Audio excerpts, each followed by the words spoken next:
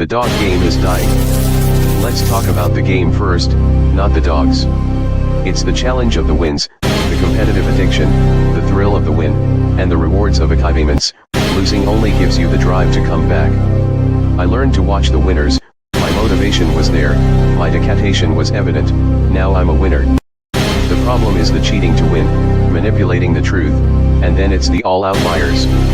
How is this sharing our achievements with liars, cheaters, and bullshitters? We have lost the historical value of the dog game. We can't decipher the real from the fake, the lost is the cost. So I salute these dogs of going hard kennels for all that you've given me in the game. Let's talk about pit bulls. The history, the breeding, the maintaining and feeding, and the controversies surrounding the great hunts. Come interact with the legends, and ask questions, and listen to their stories as we talk about kennels and dogs of the past and present. Hosted by one of the game's most respected kennels, with over 40 years in the hunt, going hard kennels Twin 1 and Twin 2, dogs like Champion the Debrat, the very first champion off-brand champion Mayday, the dog of the year, and Register of Merit. Champion Pretty Mama, two-time best in show and two-time gamest in show. Going hard's Bay Bay, Register of Merit, damn to Champion What a Day, Champion Gus, Champion Elrod, Champion Yellowbird.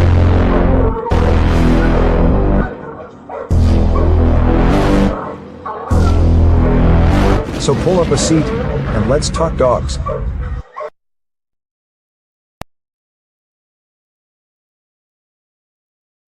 The dog game is dying. Let's talk about the game first, not the dogs. It's the challenge of the wins, the competitive addiction, the thrill of the win, and the rewards of achievements. Losing only gives you the drive to come back.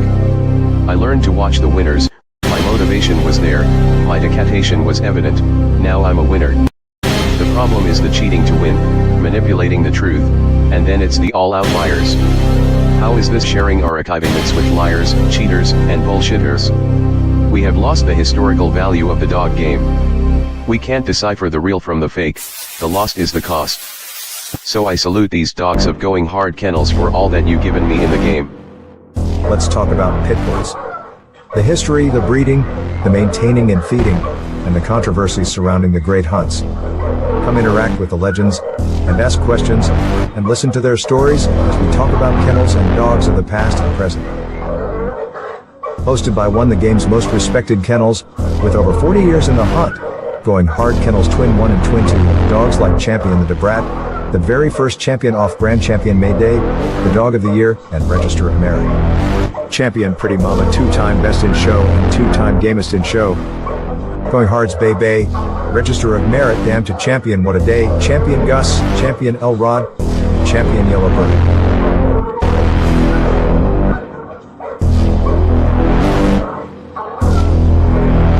So pull up a seat, and let's talk dogs.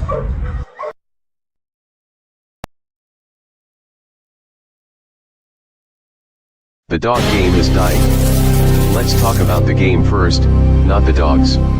It's the challenge of the wins, the competitive addiction, the thrill of the win, and the rewards of achievements. Losing only gives you the drive to come back. I learned to watch the winners, my motivation was there, my dedication was evident, now I'm a winner. The problem is the cheating to win, manipulating the truth, and then it's the all outliers. How is this sharing our achievements with liars, cheaters, and bullshitters? We have lost the historical value of the dog game. We can't decipher the real from the fake, the lost is the cost. So I salute these dogs of going hard kennels for all that you've given me in the game. Let's talk about pit bulls. The history, the breeding, the maintaining and feeding, and the controversies surrounding the great hunts. Come interact with the legends, and ask questions, and listen to their stories as we talk about kennels and dogs of the past and present. Hosted by one of the game's most respected kennels, with over 40 years in the hunt, going hard kennels Twin 1 and Twin 2, dogs like Champion the Debrat, the very first champion off-brand champion Mayday, the dog of the year, and Register of Merit. Champion Pretty Mama, two-time best in show and two-time gamest in show. Going hard's Bay Bay, Register of Merit, damn to Champion What a Day, Champion Gus, Champion Elrod, Champion Yellowbird.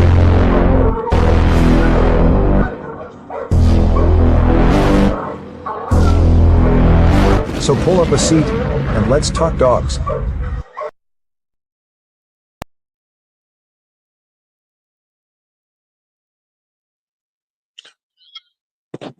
What up? What up? What up? What up? Y'all know what time it is. It's Talk Shit Tuesday. Big shout out to all my people out there on the back street. Big shout out to all my people out there on the Shark Tank. You see who I got out there. Hey, y'all don't forget to hit that like button. Don't forget to hit that like button. Shit. Here, hold on 1 second. Yeah. Let me see here. Let me see here. Who we got here tonight? Big shout out to Bloodthirst #1, aka Happy 360 in the house. What up, fam? Big shout out to my man. Yes, sir. My man Chico Nicholas in the house. What up, fam? Let's see who else I got here. Bugs with the goods. What up, fam?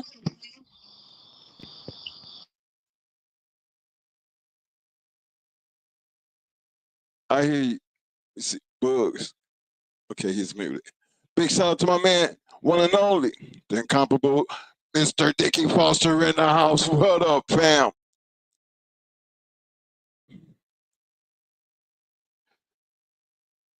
Tribor, what up, fam? I see you. Yo, my man, Pitwise Kennels in the house. What up, fam? Yo, gang, Breaker in the house.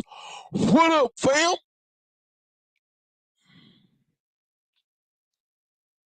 Big shout out to my man, Mr. Marcel Shepard in the house. What up, fam? Who else I got here?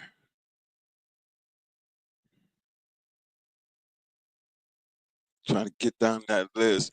Big shout out to my man, Mr. Derek Lockett in the house. What up, fam? Yo, my man, Mr. Trevor Leahy. What up, fam? Bite down and shake that like button and the one and only Double M Tesbo in the house. What up, fam?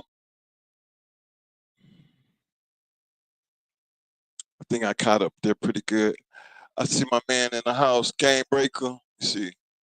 Yeah. Hey, fellas. Appreciate everybody for showing up tonight. Big shout out to all my people out there on the back street. You know, I got that link out there because everybody, this is one of them conversations that everybody have a certain, way of how they think about our topic tonight. And that's the relationship between the breeder and the dog man. And why we feel that's important. Based on our last, shows with us going over the keeps and getting an idea of how when people put out keeps, how you can critique it to make it your own. But that's kind of putting the situation where you gotta have the dog to even go that far. But being that we generally cover a lot of pedigrees and we cover a lot of dogs, it was like something else that I be saying that sometimes I think people really be missing, and I critique our own shows, so I really critique my brother sometimes. And one of the things when I just look around and I watch other people's conversations, I be like, with all the shit that he's shown, has anybody ever recognized some of the simple things when it comes to having a good yard? What made these people, what was it about these people and their yards? And I think we be trying to give you a good example of what that kind of feels like, considering where we come from and how we came. Because I'm pretty sure he tells you the whole, he kind of tells you the story. David, big shout out to my man, Mr. David Morris, longtime supporter. I see you, fam. Hellraiser, Jane Lewis, I see you, fam. The reason I say that because when we be looking at, I sit back and I watch how other people address these bulldogs in the history of the game. You have to kind of pay attention to things like I see my brother go from a pedigree, and he'll take you all the way back. But in the process of him taking you all the way back, he tries to show you, okay, how they were doing things. I even seen pointing out the name where so and so must have knew so and so because he took this over there to so and so, and they got together and did that. Now we can pull up pedigrees all day and read names. And the only way some of you know the names of the dogs because the dogs are worth talking about. So if you understand that part, take full advantages of, you see the end product. Now let's see how they got to the product. You know, one thing I heard somebody say on one of the shows that was so important to me that, outside of me saying it, I heard somebody else say it. And they said when it comes to these dogs, these dogs are like a business. I can't remember who that interview was with or who they were talking to, but I liked his point because he was pushing a point that, for me, you know what I do, I handle the business side of our business when it came to the dogs. And I always said, this dog game is like a business. You have to handle the dogs as your product and the people that you deal with as business associates. See, they always tell you the worstest people to do business with are your friends and family members. Because of the relationship part. You tend to get outside of the business format and you let the personal part of your family, because you're my family, because you're my friend, and that shit, it disrupts, your business. Sometimes it ruins friendships. So business is always supposed to be business. And that's the way a lot of the guys, it's being straight up, a lot of the guys that we were able and met over the years dealing with these dogs and being able to do a lot of the breedings we were able to do is because of a relationship. We always took care of business and then had the friendship later. And like any other business relationship, you kind of want to know who you're doing business with. And understanding that part, when you're going back looking at these pedigrees and that's history and you learning the history, you have to find that association between these two people who did things that they did. And if you follow on the majority of the dogs, you're going to find a lot of that in the good dogs or great dogs that we talk about. Because again, I'm always going to say, if it wasn't worth talking about it, we wouldn't be talking about it because we wouldn't know about it.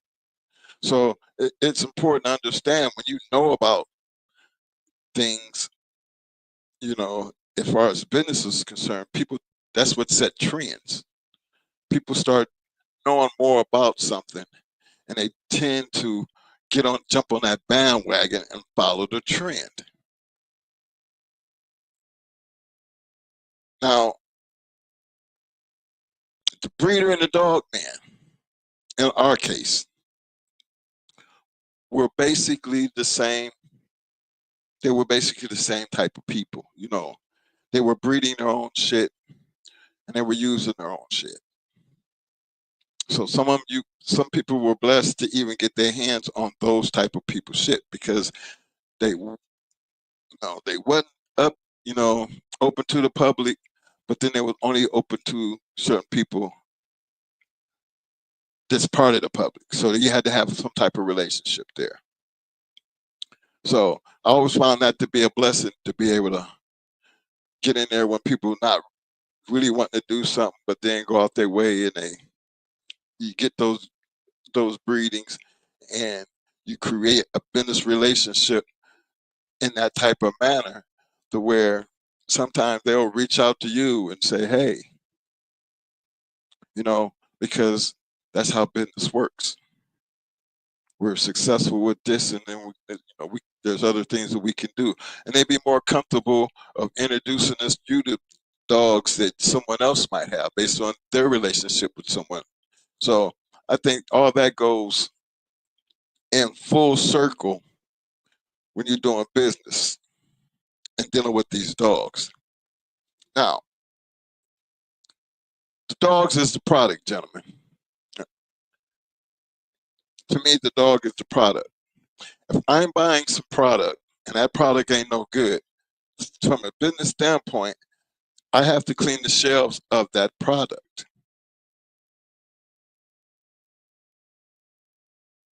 That is something that we never had a problem of doing, simply because if you're the manufacturer, you're supposed to know. If the product ain't no good, then why are you still even messing with it? See, big shout out to my man Bugs with the goods coming through with the 10-piece. I appreciate that, man. Bug, you was in there, then you disappeared. You all right, man? Let me see. He said, you have to know what you're dealing with. Hold on, I'm going to pin this up for my man. Hold on. Is that the one? No, that's not the one. Hold on 1 second, fellas. Let me find my man Bugs. What is this thing? I know I seen Bugs with the. Here we go. Hold on. Let me show him. Okay. Bugs said you have to know what you're dealing with in order to know where you're going, which is a very true statement. Meaning, y'all do better going with what you've seen than what you've heard. Bugs, that's going to be fall right up in the conversation, because most of the time when we doing business with anything and anybody, I'm telling you, he's saying so much because what you would do on your personal basis, you would think totally different if you were dealing it from a business standpoint.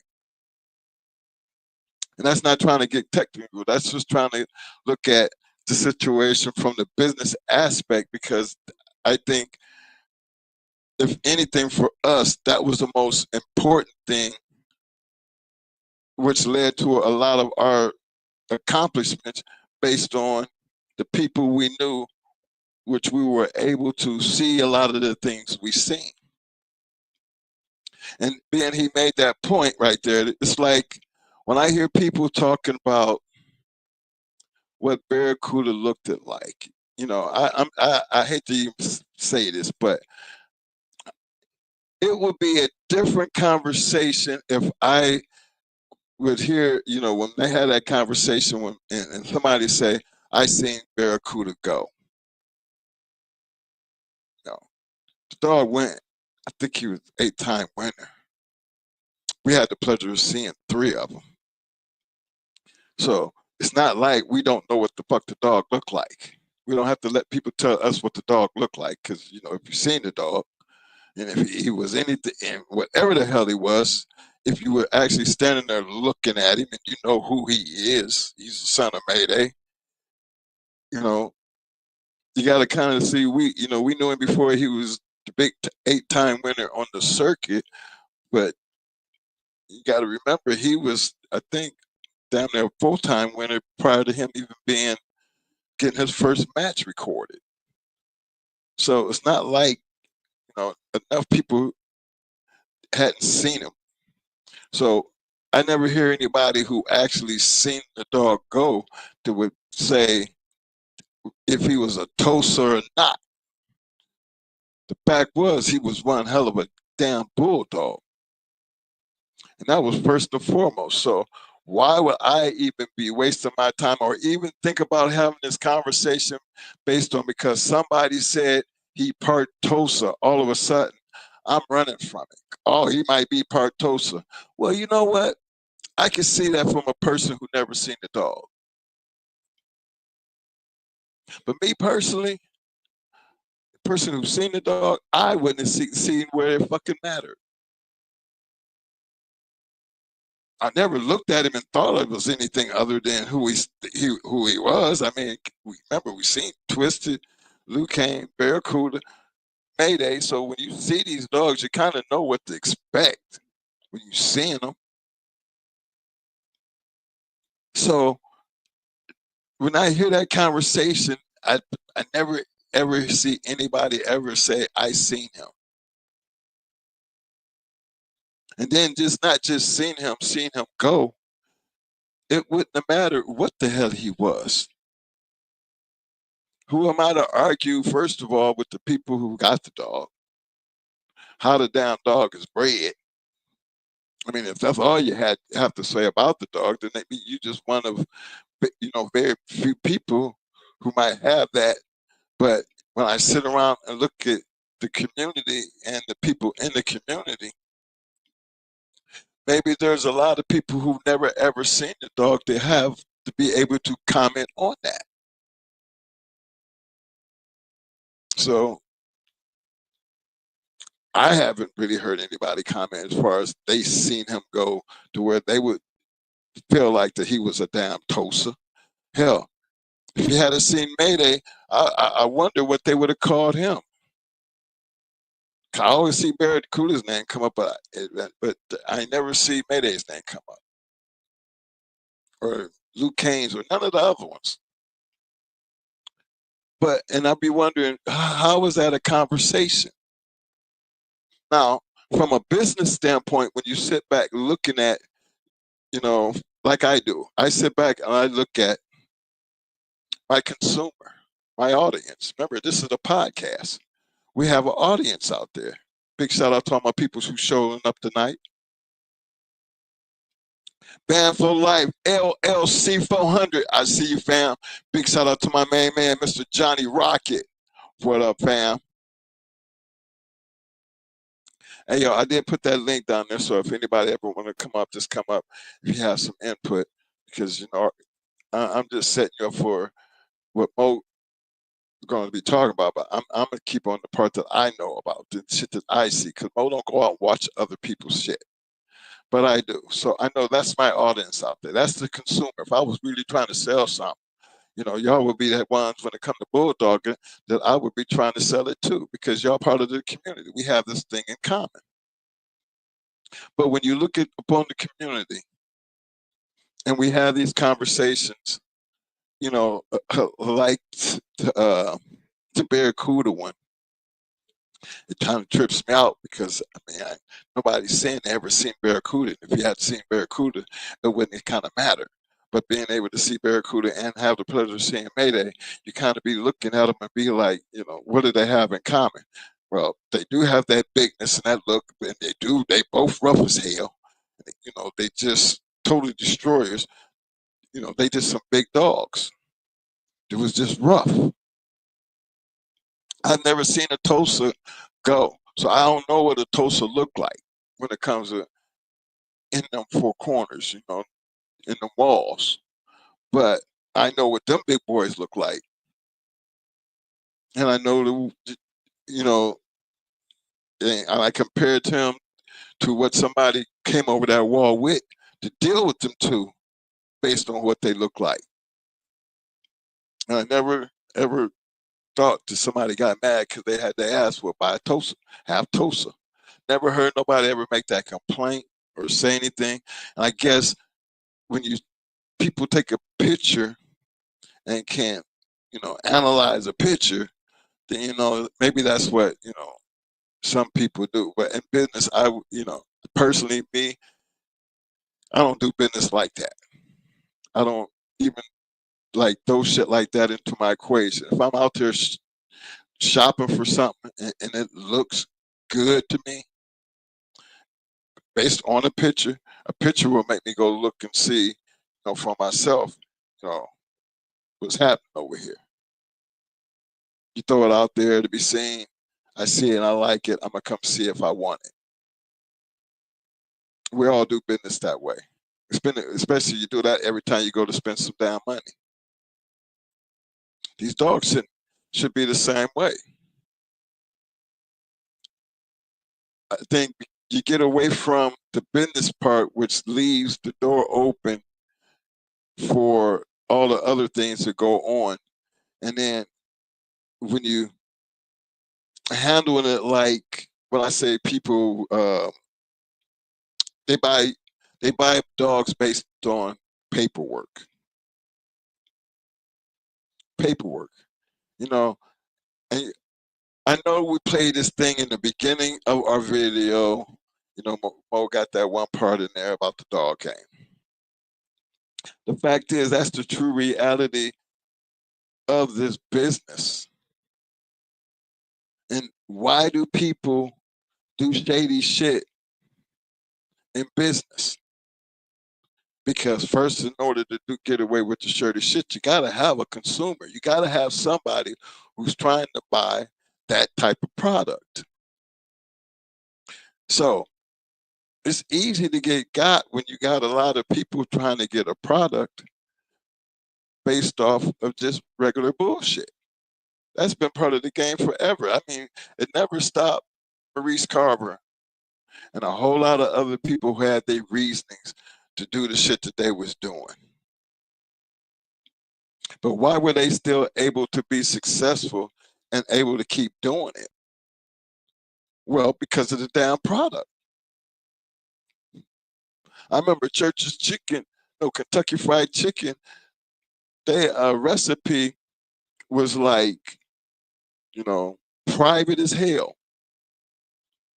Even when they were serving, you know, the mix and stuff to all the restaurant, it didn't have none of the ingredients and what it was, and none of the mixtures. I know that personally because I fix. I do commercial work, and I used to do a lot of commercial work for Yum, and Yum owned Kentucky Fried Chicken, Long John Silver's, Taco Bell. Who else was it? Pizza Hut. So I kind of knew it. I was always in everybody's kitchen dealing with their freezers and refrigerators. So I could see this shit hands on. How do y'all do this? There's nothing on the labels, you know, but like they said, it's all private and they protect, you know, those recipes, even from the people who's doing the cooking. Yeah, even from the people who are actually doing the cooking. So, you know, that's, to me, that's just business. So I don't shine on people who, you know, don't give people what they want. But if the product is good, why would it have mattered?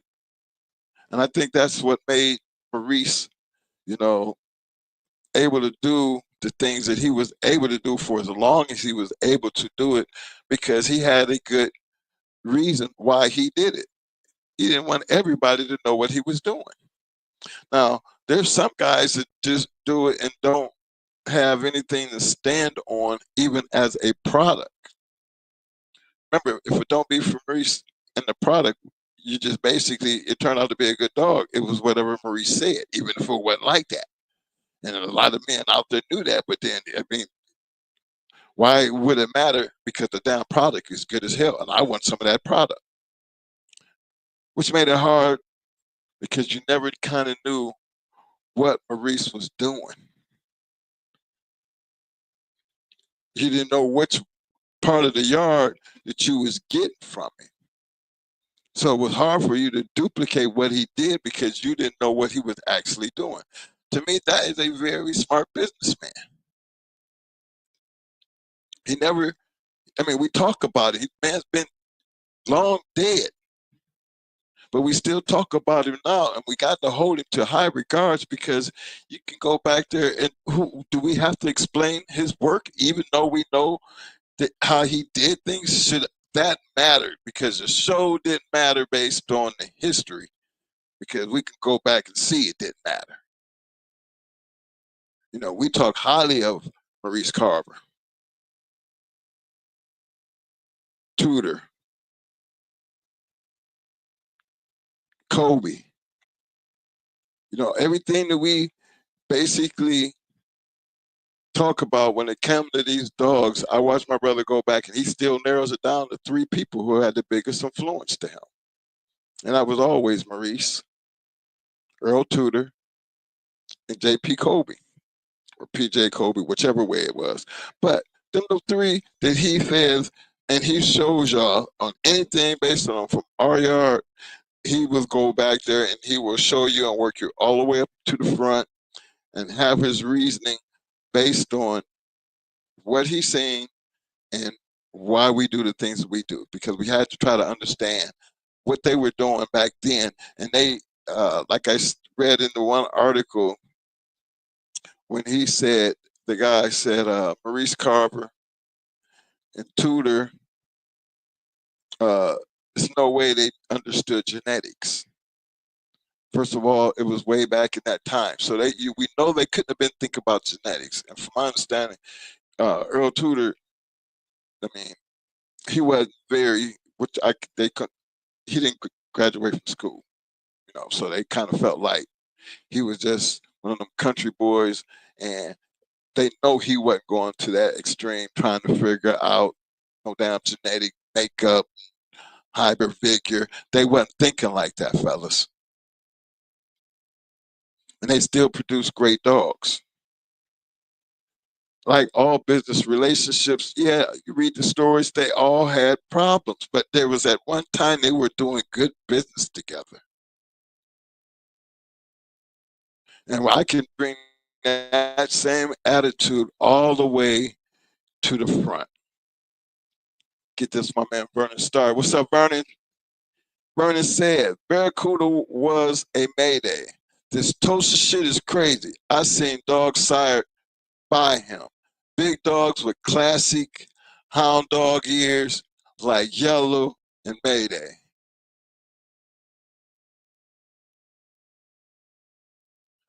Yeah. Then you kind of look at the going hard dogs. I mean, look at the floppy ears. I mean, you're going to get airplane ears, you're going to get floppy ears. It's just, to me, you're right, Vernon. I mean,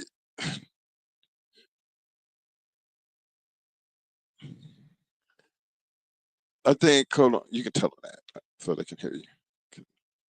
But yeah, you're right, Vernon. But you have to be able to just, find, you hear it. And like I said,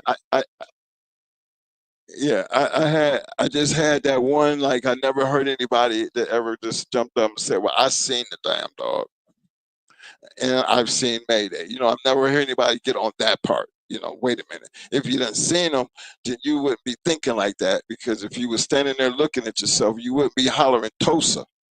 One damn thing would you say, what would you be saying? That's just a big ass, badass bulldog. If you seen Mayday, you wouldn't have been talking Tosa, because I never seen anybody talk Tosa. I just seen a big ass, badass, mean ass bulldog. So you're right about that, Vernon, because I think a lot of people talk about what they heard and looking at the picture and get away from the fact that, let's keep it real. There should be enough dogs that hit the ground out of both of them damn dogs. And remember, Barracudas are ROM, Maydays are ROM, so that's a whole bunch of dogs that, and we know not every dog works, but why do you stick to that one dog to bring that up? And no other dog coming down off that dog to I ever hear anybody scream Tosa. But that makes good conversation in this community, which is cool. Everybody has their way of doing things. But I'm going back to, the business side of why I'm talking about breeders, you know what I mean, and the dog man. Because that relationship there, when you start talking about toss of shit, and you throwing about like how you had the beeline fiasco. Once you got that bad name in the community, it ran like fire. And it was no secret about what Maurice Carver was doing with those papers. Everybody who tell you the story would tell you damn near you would hear the same thing in them different relationships they had with Maurice's funny ass. But listen to him, and it wasn't a secret. But it didn't stop people from getting dogs. So that was one of the things that I just felt like, y'all pay attention, pay close attention. Because I think we get away, you get totally away from a lot of things when it comes down to these bulldogs, because really it's nothing in the history of this game that you can go back and change. You can get back there and talk about it all you want and have your opinion on it, but at some point, the reality of it has to make sense if you're trying to better yourself or create the betterment of the dog. Considering the dogs, not all dogs were full of shit. Not all dogmen were full of shit, because we have a whole bunch of history to prove that. A whole bunch of history to prove that. You know what I'm saying? So keeping that thought in mind brings me back to where I'll be talking about the business side. Because, you know, with Mo, he is basically showing you something that you got to just keep in mind, that there's reasons why we're being able to get and do the breedings that we breed. Remember, we weren't open to the public. But 90% of the people that we were doing business with, the gentlemen, were breeding their own shit using it. So when it comes down to my relationship, the way I look at it from a business standpoint, you know, of me dealing with a product, and I'm watching this guy over here, watching his recipe at work. I'm enthused. I want to know if he's willing to share some of that recipe with somebody. I want to. I know you're not public, and I know you want to hold that to yourself. But I want to. I need to know that I'm worthy of having what you have. Big shout out to my man Chico Nicholas. He said, "Twin, that's crazy. We drove to Florida and to Cuda. I wouldn't care if he was hound dog. We bred to him 2 females. Got 2 females and 2 males. Chico, you already know when you willing to travel and you done been on the yard. Now, I know you done seen these conversations, Chico, and that's the first time I knew that you actually bred the Barracuda. And I know you and Mo talk a lot, so forgive me if I missed you ever commenting on that, because can't nobody really tell you about Barracuda when you standing there in front of the damn dog. Now that's, you didn't get a chance to see him go, which is a little different compared to we got a chance to see him at work. But even being able to stand there and back a bitch up to him, I'm pretty sure with all the Tulsa claim, and I didn't never hear it back in that time where it was ever an issue, but you being one of them people that stood there and bred to the damn dog, you have to, like, I understand when you just say twins, that's crazy. You know what I mean? Because when I hear it, man, I hear it, and then I hear the fact that there had, people really make it a conversation, is when I just really feel like, is that the community? And how does that, how does that make the community better when all the other things, if that right there got you going, then you should see how I'm looking from the business sense of all the other crazy shit that goes on in this game. Transport, people sitting, I mean, come on, we hear the horror stories. Not saying the horror stories didn't exist, but I thought the purpose of the podcast, to get out here and do these things, is talk about these things like this, make people aware of these type of things, help you create a better yard and have a better understanding of the dogs, and be that mentor, just based off the information you get and that you're not really paying for. All you got to do is just come on the channel and boom, you pick out and take what you want. Use it as you please in whatever endeavor you please. But utilize the information and then research the information. I think my brother does a great job at getting up in here and he's one that believes in receipts. Big shout out to my man Skip Bell. I see you, fam. He always talks about receipts, and I'm with him on that because it's easy to talk about it, but then if you show them how you did it and how these people did it, and how we didn't do anything any different than what they was already doing way back here in the past, take this and ride with it and understand it. But I try to break it down because I still pay close attention to our community, our audience. And I think it's important that y'all try to get this business of how you deal with these dogs at least a part of your program, because it's actually necessary. Because it only really takes one good dog, whether wall climbing, weight pulling, y'all know popularity, that's free advertisement. And when you're dealing with free advertisement based on the success of popularity, that means money. That means you got a good product that a lot of people want to buy, and you can distribute it any way that you want. And believe it or not, as long as you're doing good business, you will be a very successful person. Now, I've known a lot. Remember, Mo got a list of them, but most of everybody we dealt with, they were creating and using their own work. So it's kind of like, fellas, you got to understand why we talk about these people. That part's important because those are dog men that became breeders. And how do we get our hands on it?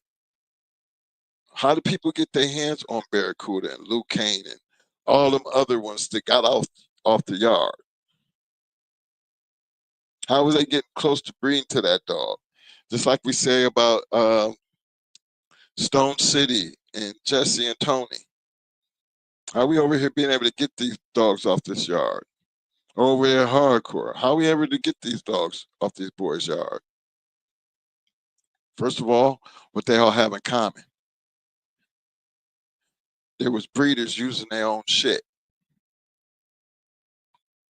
and did it with consistency.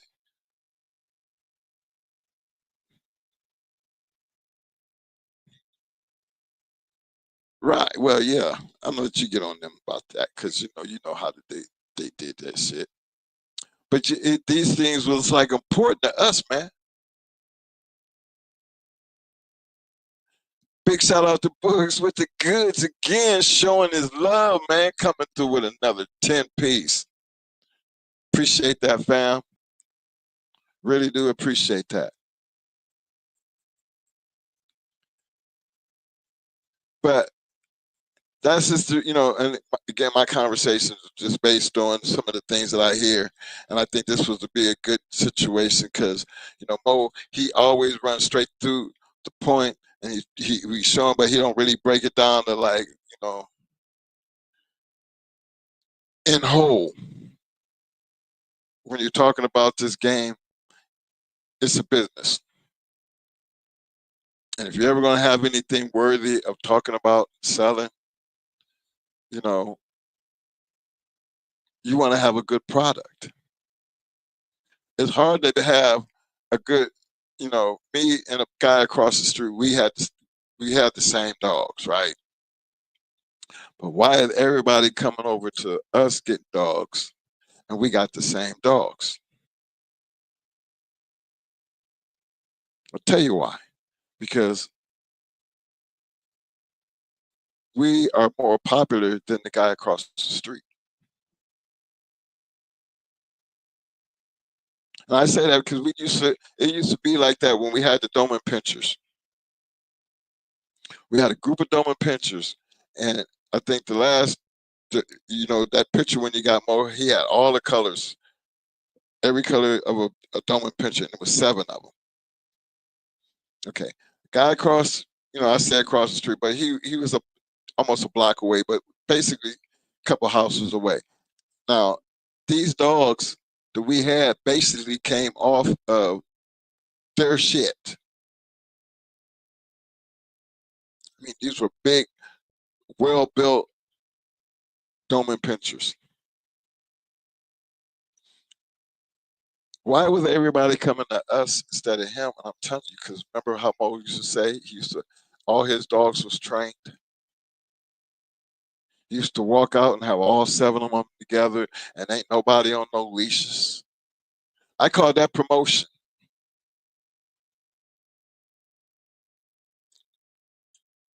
That's why people would come over here to get dogs and not go over to where the source was. And I don't think, you kind of knew it kind of bothered the source a little bit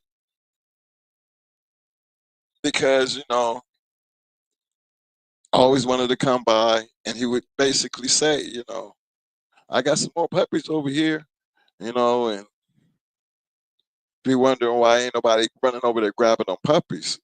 And then one day Mo just told him, set him down and just told him he's going to help get rid of his litters.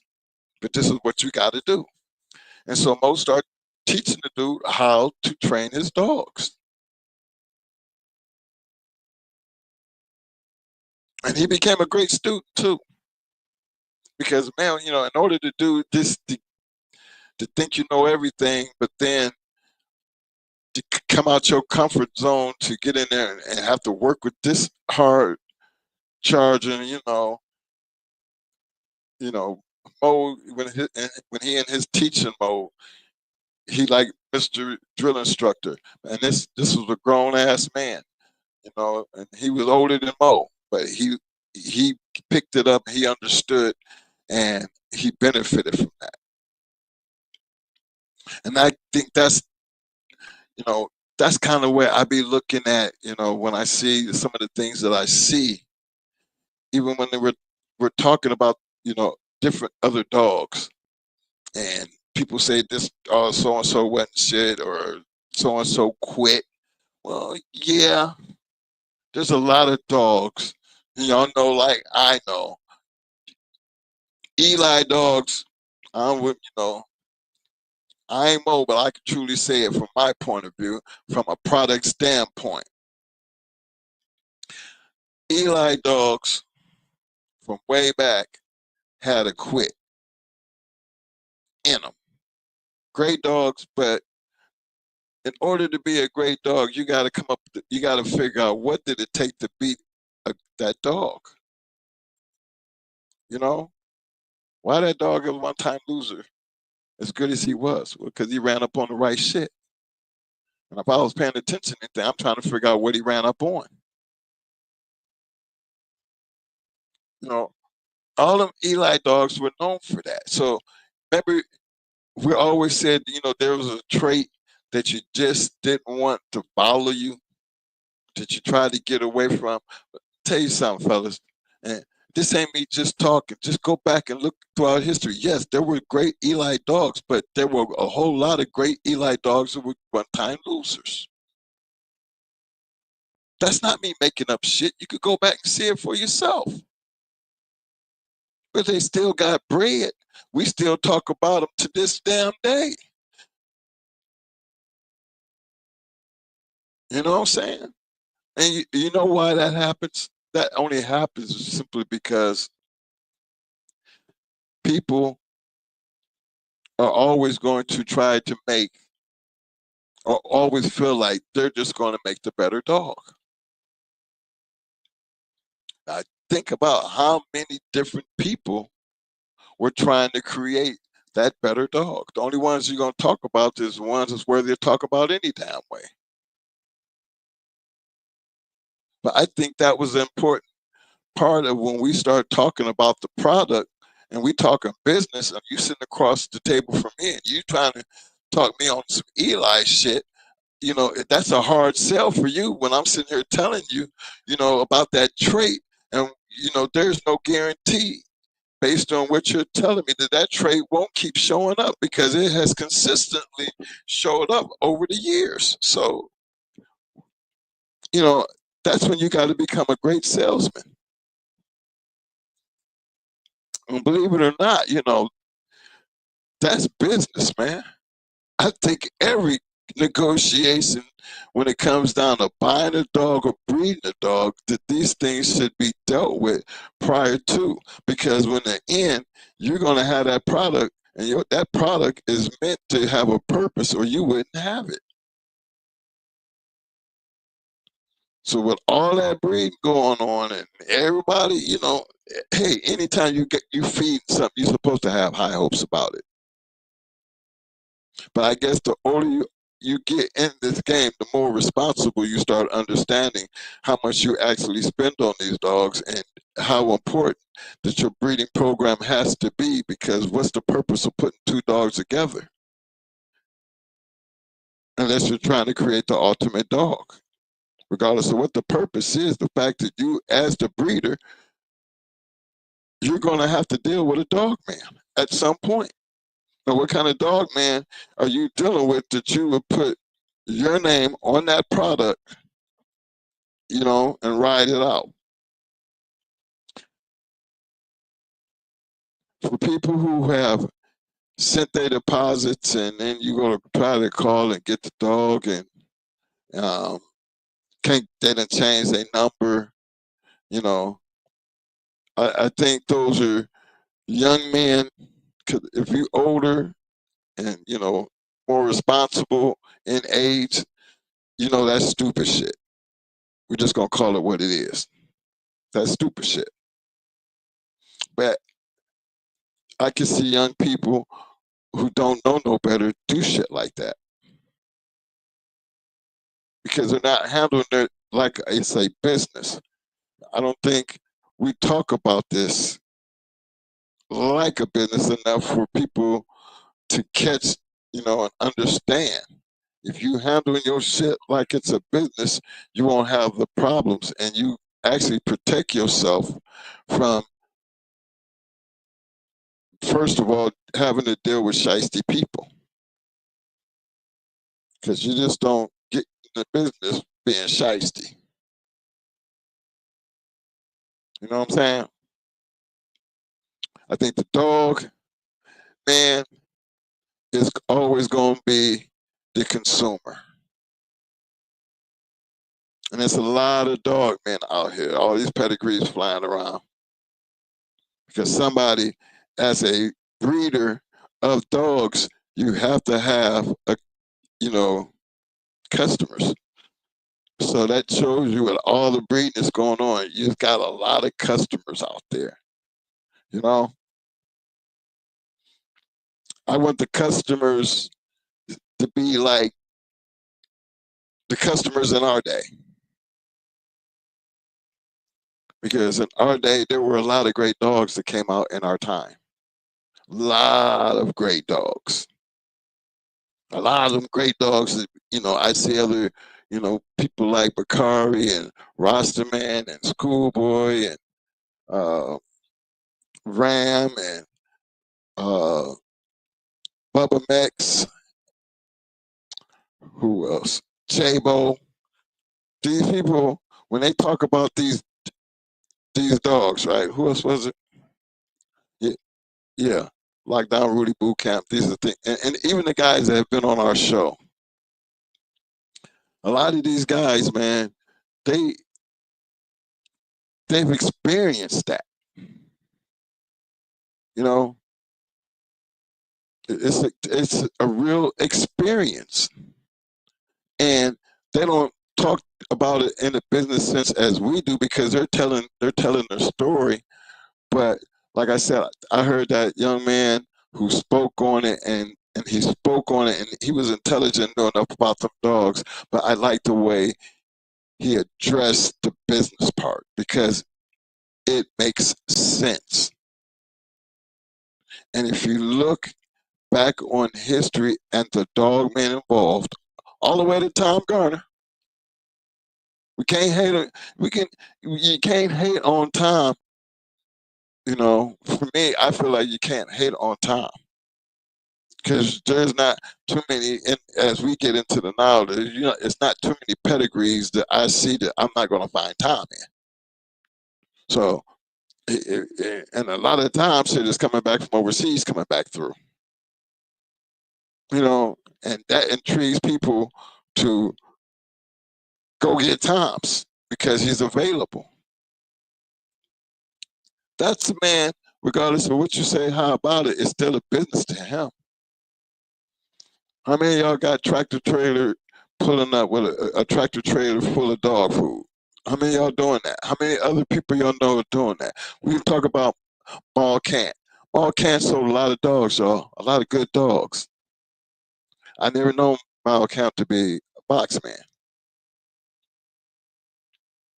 But look at the run he had and the dogs that he was buying and the breeds that he was able to make. But then we throw Chico Lopez in this situation. We're dealing with a whole different type of dog, man, ain't we?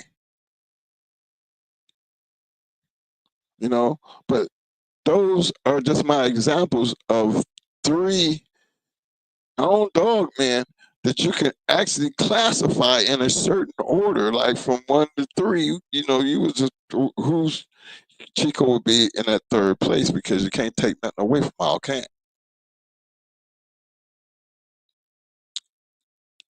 Because he was behind a lot of preserving of a lot of good dogs. That's what he did. He's a breeder. And because of his breeding, I mean, who was his best customers? Come on now. Don't act like we don't know. Chico dealing with a whole new type of customer. You know what I'm saying? That's all. So the greatest bulldogs of all time, you know, that's just a sales pitch, man. We all know that. But from a business standpoint, you can't tell me you can't get rich in these dogs. I've seen plenty of men do it. Remember, I told you the story about the old man. If it don't be for BLB, what was Ben? My man Ben, BLB. That man knew a man that had already been known because remember, Mr. Struthers was already playing in this man's yard. This is where Luther and all them come from. But imagine us knowing somebody who could get us to that guy where we could go to that man's yard and get dogs off his yard just like Mr. Struthers. Everybody couldn't do that, man. Everybody couldn't do that. But then that's why I be talking about, hey man, relationships and knowing the people you're trying to have relationships with is important when you start talking about these dogs and the success of your yard. We put up enough examples out here, and we can speak on not from what we heard, but what we experienced. And I think my brother does a good job of saying, hey, this right here, and he's showing you everything that everybody done. And he says it all the time. Why would we be doing something different than what everybody else doing? Remember, this is a market. American Pit Bull Terrier is not the German Shepherd. It's not the Malinois. It's not the Bully. You know, it's not the Frenchie. It's its own category. So when we start talking about dogs, we're talking about this particular type of dog, the American Pit Bull Terrier. That's the product. Now, what makes somebody's product better than somebody else's? All depends on what you're doing. There's a lot of people trying to do it. The only thing we're trying to do is help you be better at what you're doing based on other people's success. Take that and make note of that, man. Ride with that shit because it's important in the conversation we're going to have tonight because I'm going to let Mo take it from here. And, you know, he's always going to take you in the... Get ready to get on the bus. Big shout out to my man, Mr. Cecil Jackson. Big shout out to Jai Yard Kennels in the house. What up, fam? Yo, Skip Bill, I see you, fam. War Eagle, aka Eli Monster in the house. Yo, what up? The Freak Show Kennels in the house. What up, fam? Appreciate y'all showing up. Anthro, what up, fam? Let me see. Anthro said Malcant was crazy side Kennels, had champion Nino that beat champion Biddy Blanco, as well as many others. You know, Anthro, I did not know that though. I just said I never known him as one back in the 90s, you know, when we was out there running around, because, you know, I tell you, I ran into a lot of well-known people, and he just wasn't one of them. Never ran across none of his dogs either. And kind of remember, look where I was running with. I was running with a lot of people. So seeing as much as I was seeing, I would have thought I would have ran based on those people. We would have ran in him somewhere. So that's why I can truly tell you, I did not know that. So, yeah. Well, I didn't know nothing about him because I ain't never had to deal with him. You might know something, but I never knew that. Okay. Yeah, I'll let you handle that because I couldn't tell you that, but you know more than I do. Union County in the house. What up, fam? He said, what's going on, twins? You are right. Relationships are huge. I appreciate you agreeing with me on that. Really do.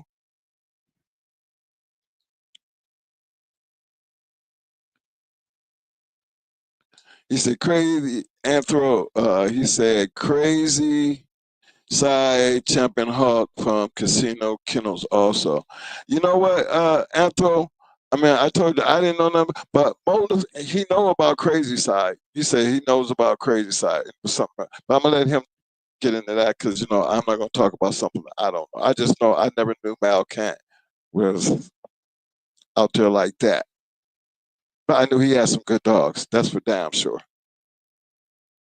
Bulldog, I see you, fam. All right, I'm gonna turn this over to Mo. I had to use Mo's mic because my computer is down, but I will have it back up. We'll be getting this in later. On you, Mo.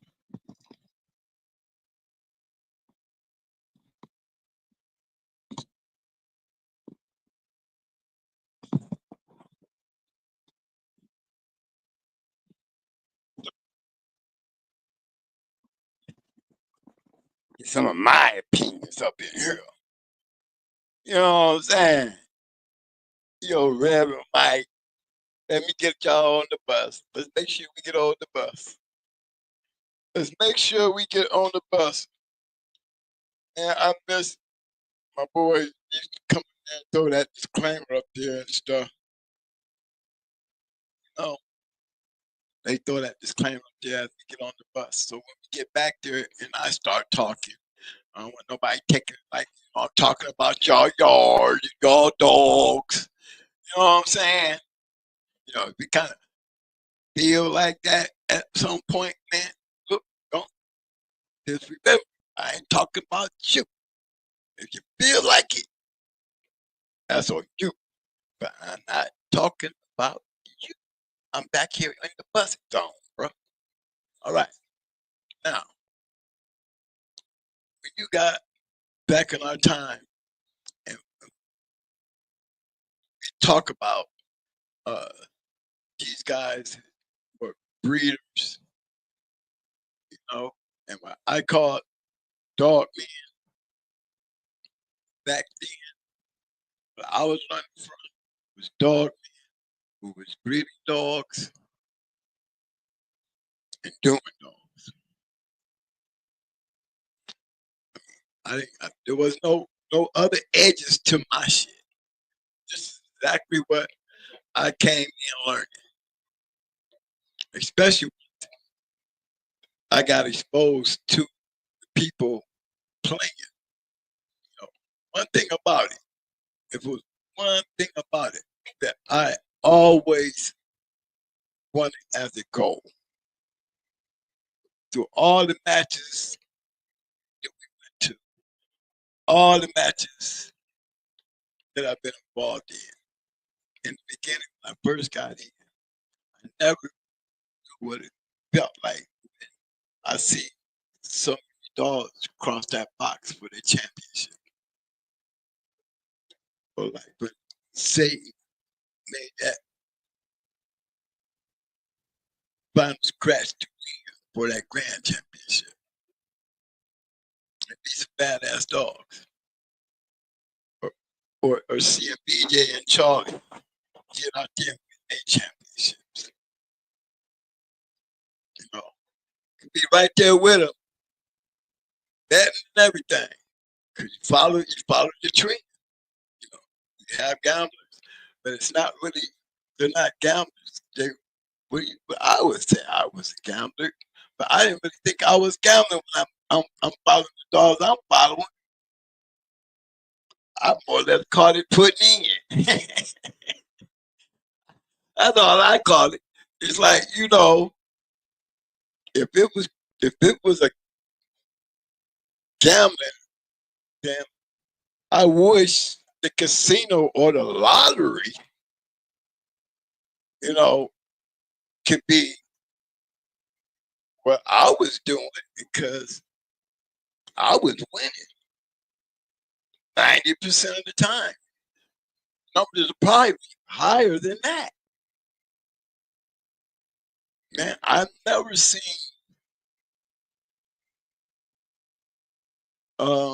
in my time in the game, man, I've never seen a losing hand. I've never seen a losing hand. I bet against my KP one time. And I told y'all the story. Bet against you one time. One time. And never did it again. Now, he bet against us when Barracuda and Twisted came through. He definitely did bet. He did bet against Barracuda and Twisted for some odd reason. We saw Mayday together. Maybe because of Brad.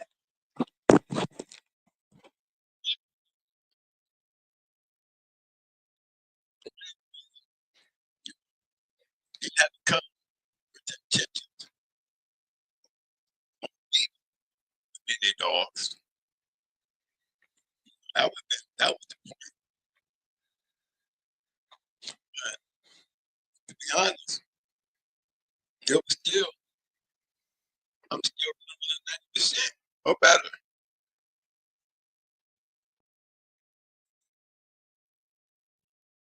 That was the good thing about it. But I always felt like you never see a 3-time winner to go through the motion. You know what it takes to get there. Even more than that when it comes to the grand champion. Even more than that when the grand champion continues on after he wins his grand championship. It's all about after that, it's all about the money. Man, the dog, he making more money than you have to worry about selling the puppy. That's why they get out there like that. That's why they get out of man talking through there.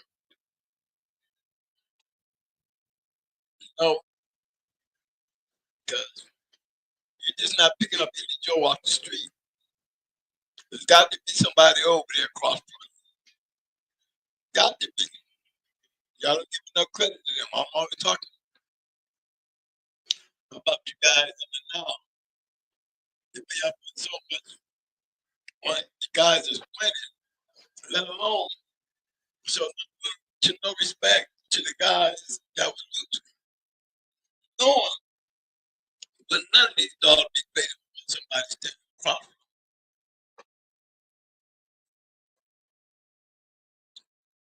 You understand what I'm saying?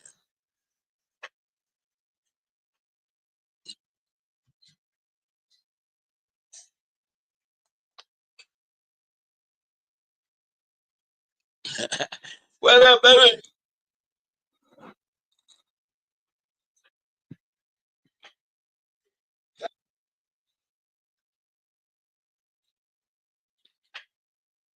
What up, mommy? Yeah, I can tell everybody who's your anniversary, man. Yeah, yep. Everybody shout out to Mike. How many years, man? 28 years. That's an anniversary today.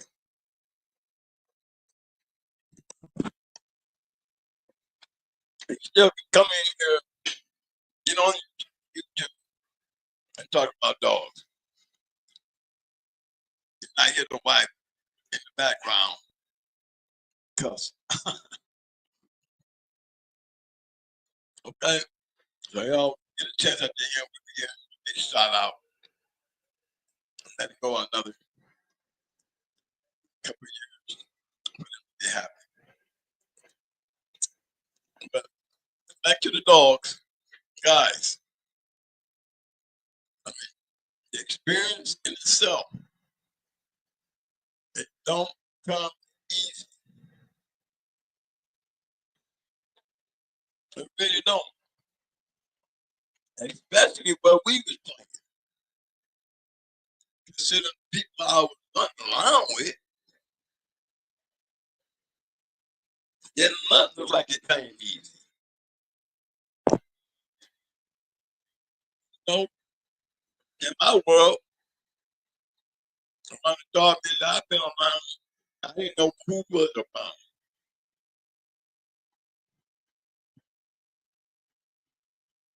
You know, I don't be knowing who's the easy pick.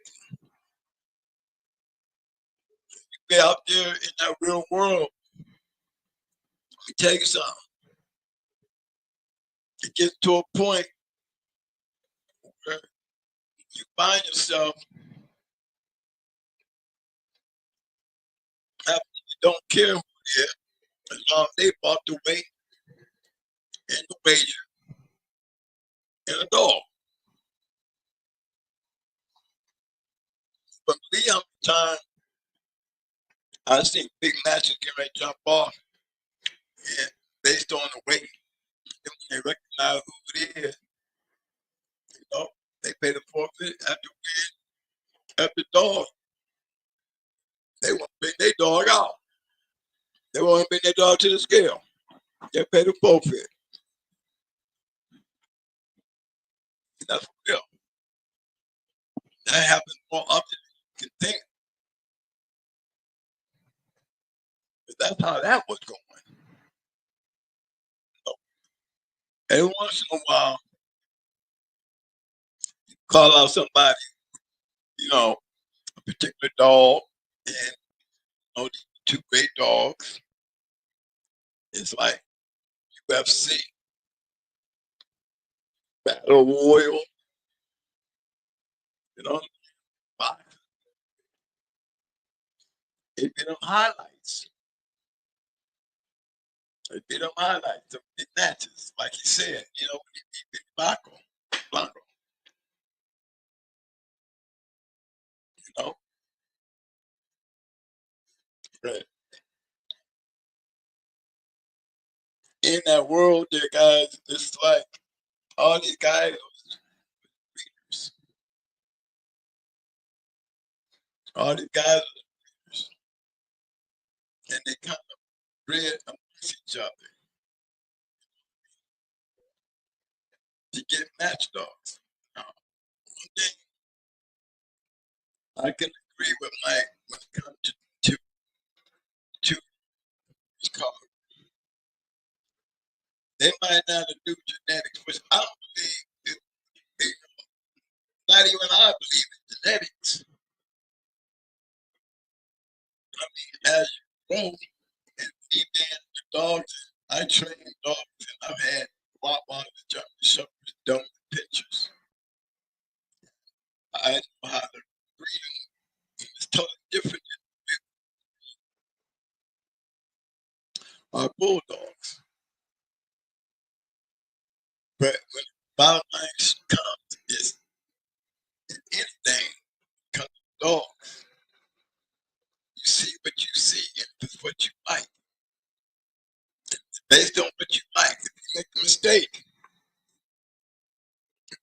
instead you get it wrong, you may be fooled.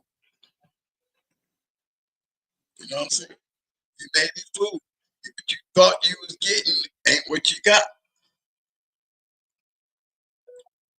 I'd be happy when my dogs in my Malinois come out off of chaos being just like their daddy. Seeing the chaos was just like his daddy. His litter was like their daddy. But to see him producing dogs like his father, same concept in the dog game. They didn't go to the called Kobe back. Um, the Kobe was really out there putting down. They didn't care about no genetic, no pedigree. I'm pretty sure that once they started using dogs, they knew what they was doing. They like me don't need no paper to know that I can go breed the Mayday, the brat. That would be an obvious thing if I didn't have no papers or no understanding. You know, I would want to take Brad back to her father. You know, so I'm pretty sure even on the yard, decision that was made on the yard. Remember, I didn't have breed made until towards the end. Let the dogs go. It was just the breed that I made when I made it back to Brad.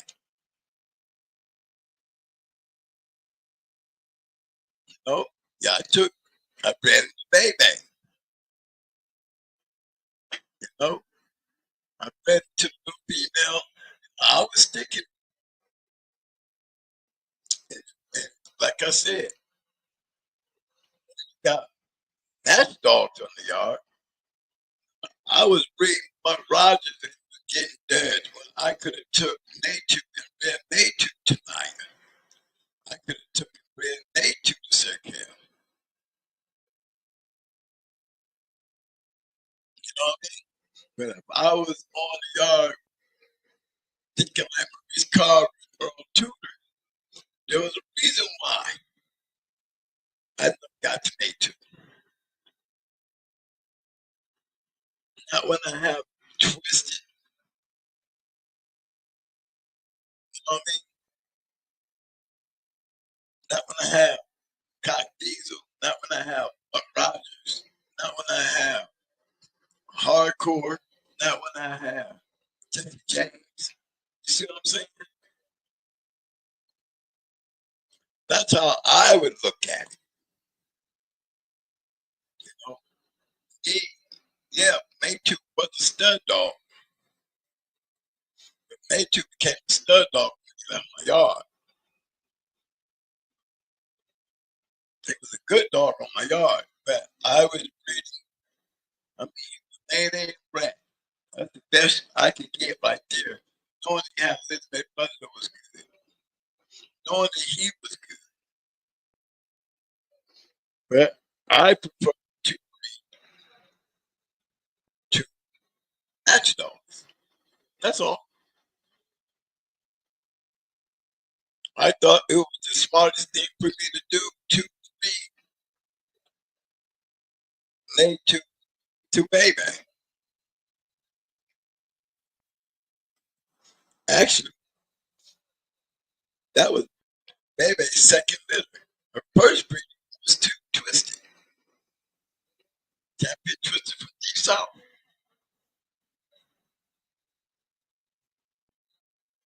Their second breeding was the nature. The only time I remember. Anything else getting bred was Sassy. And Naya. And Sassy Girl 2, daughter. Those are the dogs that I bred after I came back. But my mindset as a kid here, I was breeding the match dogs. Oh, that was the only understanding that I knew. You know, I didn't get down and get into that serious version of, looking at genetics. You know what I mean? So y'all look at it like, they get my papers. I don't believe it. That's probably why they didn't really care much. Cause like I said, I've been over to Winter City, and he had all his puppies all in one big ass space. And they wasn't like separated like after they come off the mom, he had somewhere for him to go. I wish I could be that good to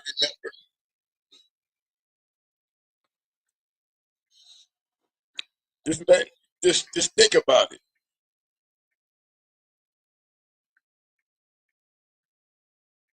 Think about it. You know, and that's an easy thing to talk about. You literally doing it. So when you doing it, it's a big difference in the way you look at it.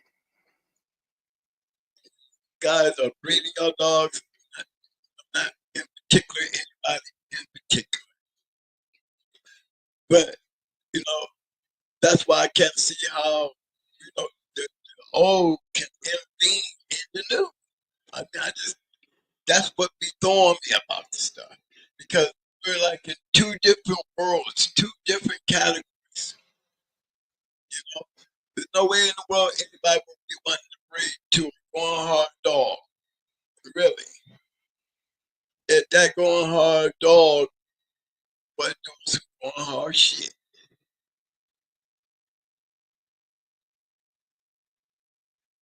you know. And I'm telling you how I got going hard dogs that were good, because I was around all the good people who had good dogs. And how can I not learn and understand what they were doing to be able to say one day I finally got my opportunity to have two bad bitches, two bad bitches.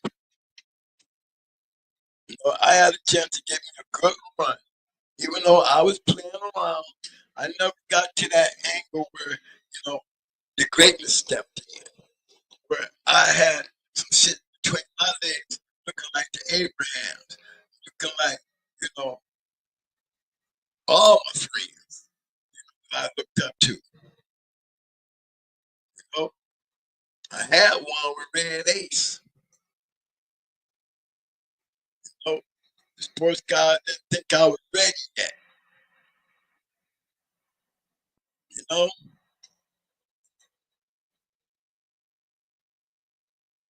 that's for real.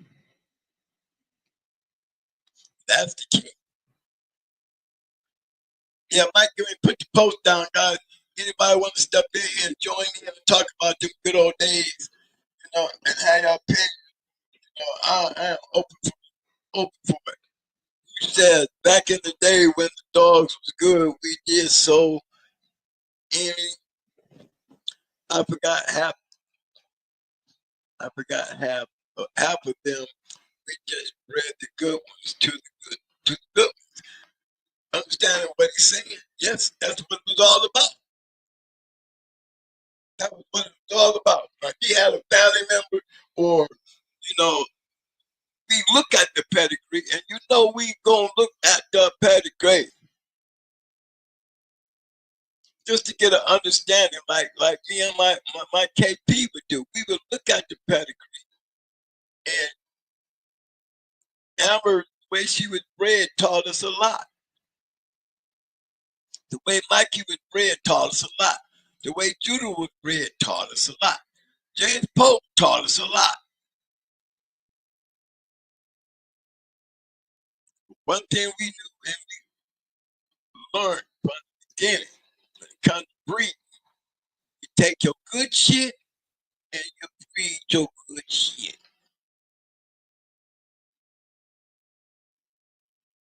Damn paper was the last thing on our mind until we got to the point that we were going to pick them up to see what we get ready to go do. You know, but when you sitting on Reese Carver's yard or Earl Tudor's yard, you know, I'm pretty sure they didn't have to go nowhere. They didn't have to go look. All sitting back there in the back. You know what I'm saying? Keep it real. I got a taste of that on my own yard when it came down to having all these damn puppies. And my biggest decision making coming to, you know, who's gonna make it to the 18. You know, y'all think every litter, you know, you see all these big dreams. I be watching y'all pedigrees out here. You know, I mean, I really do. I mean, I give y'all a lot of credit. I really do. Because the way y'all emphasize on breeding and the way, you know, y'all talk about it, it just like a disconnection between the way I talk about it. Because I'm always proving a point that y'all keep missing. And too many great dogs I done had on this damn show, on the screen, showing y'all that was a champion or grand champion. Because don't forget, anything else matter. If you notice that over here, because I'm still digging in the point that over 90% of them have great pedigrees. 90% of them have great pedigrees. There's a reason why we're looking at them. We're looking at relevant bulldogs. Okay? There's a disconnection between me and y'all. I don't want y'all cussing me out doing the whole weekend on what I just said.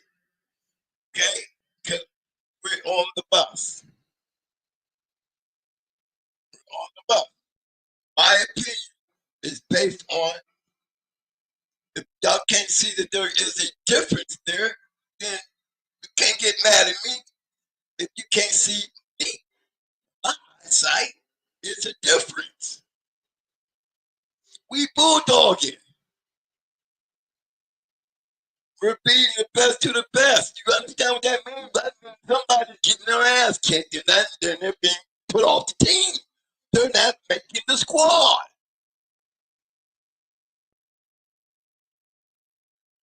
Bottom line, give it that hybrid. That's what it was about.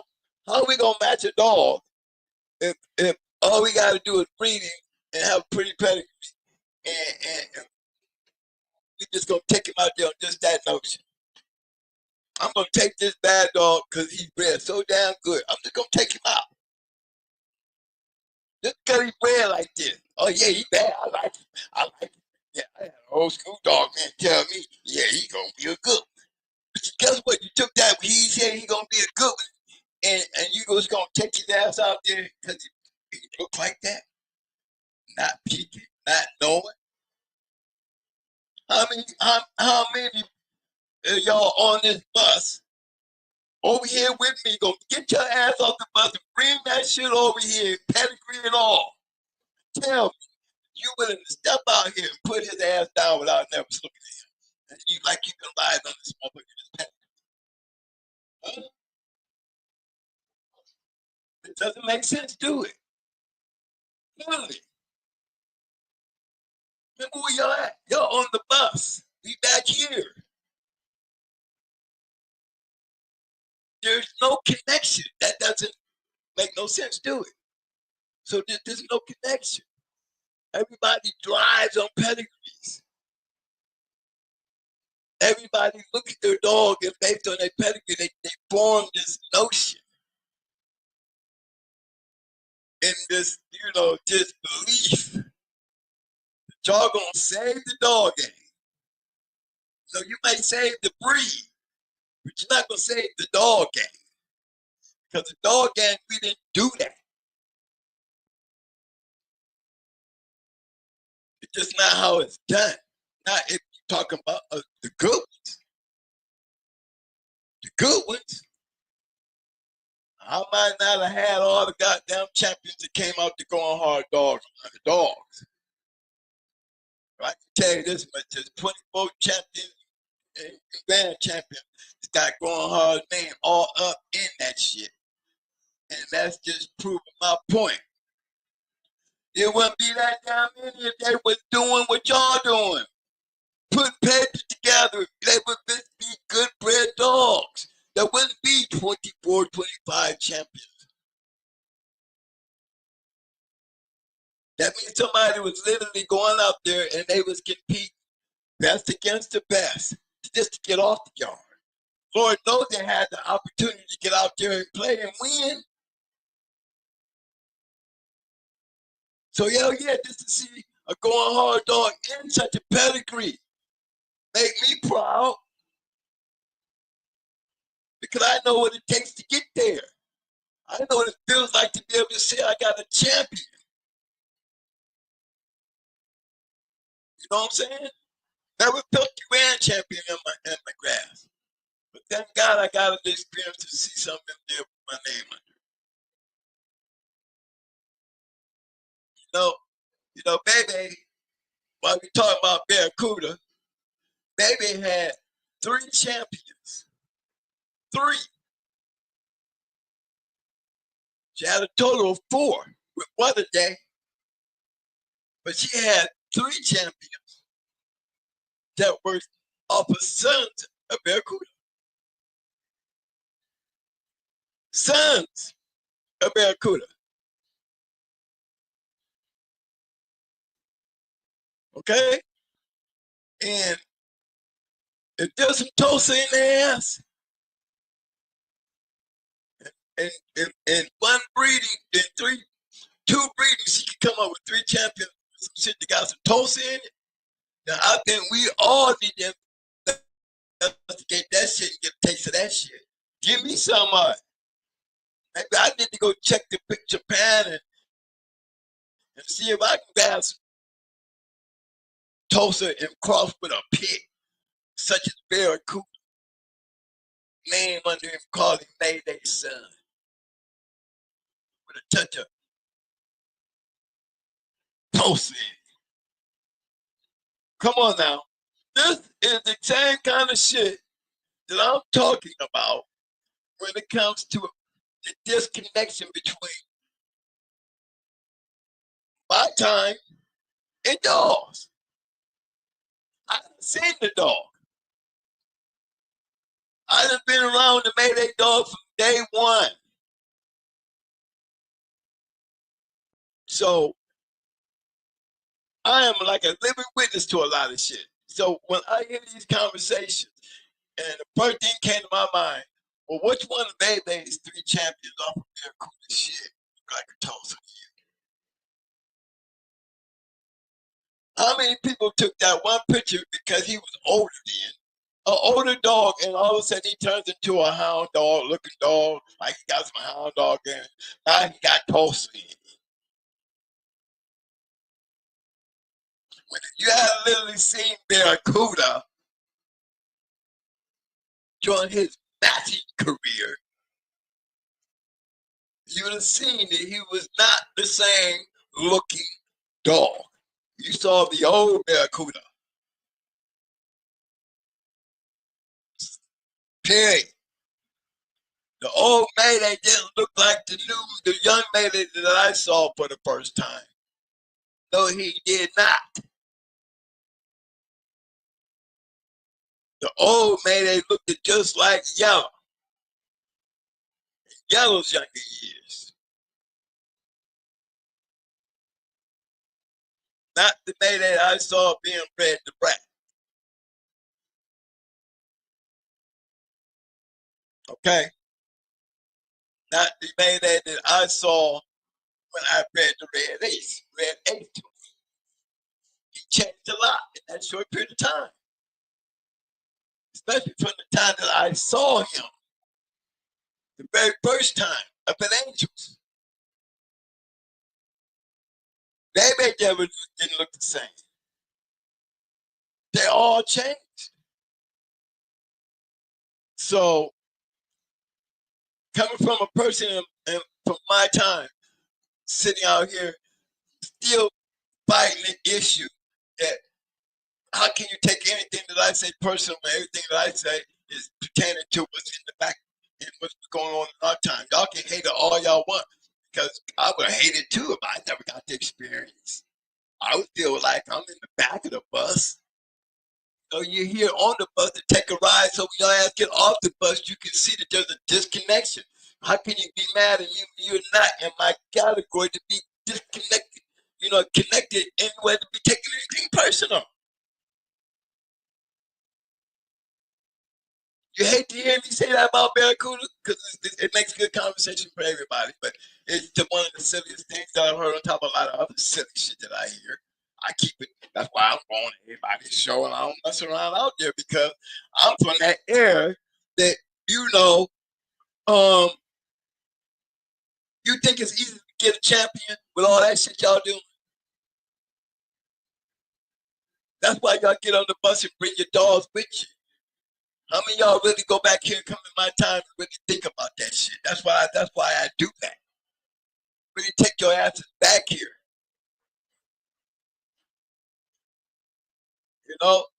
Let your imagination run. Some of y'all come up with tornado. Just believe that shit. Y'all believe that shit. But when I take you down and you get off that damn bus, and I start walking you through that gallery, you know what I mean? It feels a little different because you cannot really get the grasp of what it feels like to sit there and hold a damn two-time winner. You got one more match to make to be your first champion. You don't know what that feels like. So how can we ever be connected?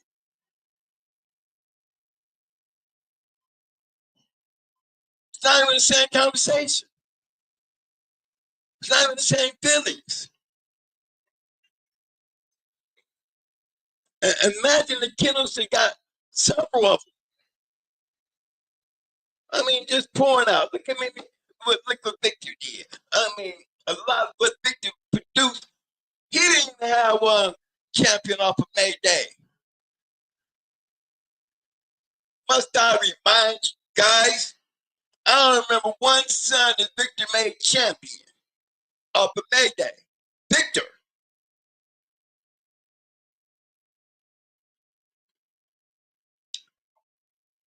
Feel me? So it's really when we start talking about dog men and breeders, we're talking about dog men and breeders on the yellow bus. See, dog men and breeders on the bus that we go take y'all on, right? And no comparison. No comparison to the dogmen and the breeders of today.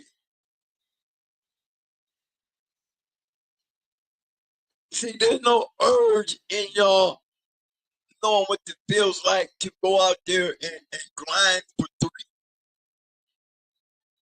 We're not on that kind of conversation out here and this internet world. Who needs to boast and holler about that to sell puppies? If you really want to sell puppies and boast about some shit, you'd be underground with some night vision, proving your point. Taking the chances of what so many have done throughout the years. Just for that feeling. Some been doing it for years and still ain't never had a champion come between their legs.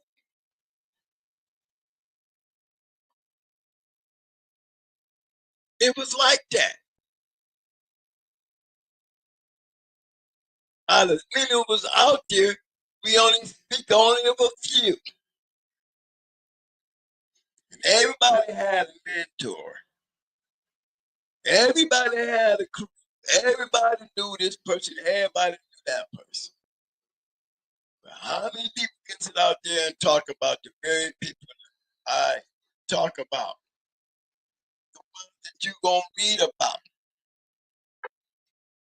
The ones you will find in your pedigrees.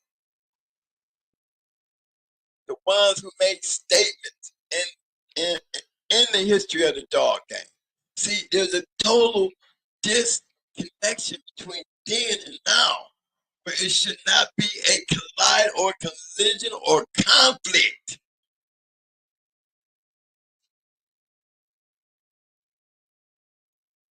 Because I found it hard for somebody to go back and forth with me who has never even had one between his legs, let alone ever had the opportunity to take a two-time winner's guts for that championship. So I find that there's totally a disconnection right there in itself. Understanding that when I say dogman and breeder, it's not the same dogman and breeder that y'all talking about now. Y'all know it ain't.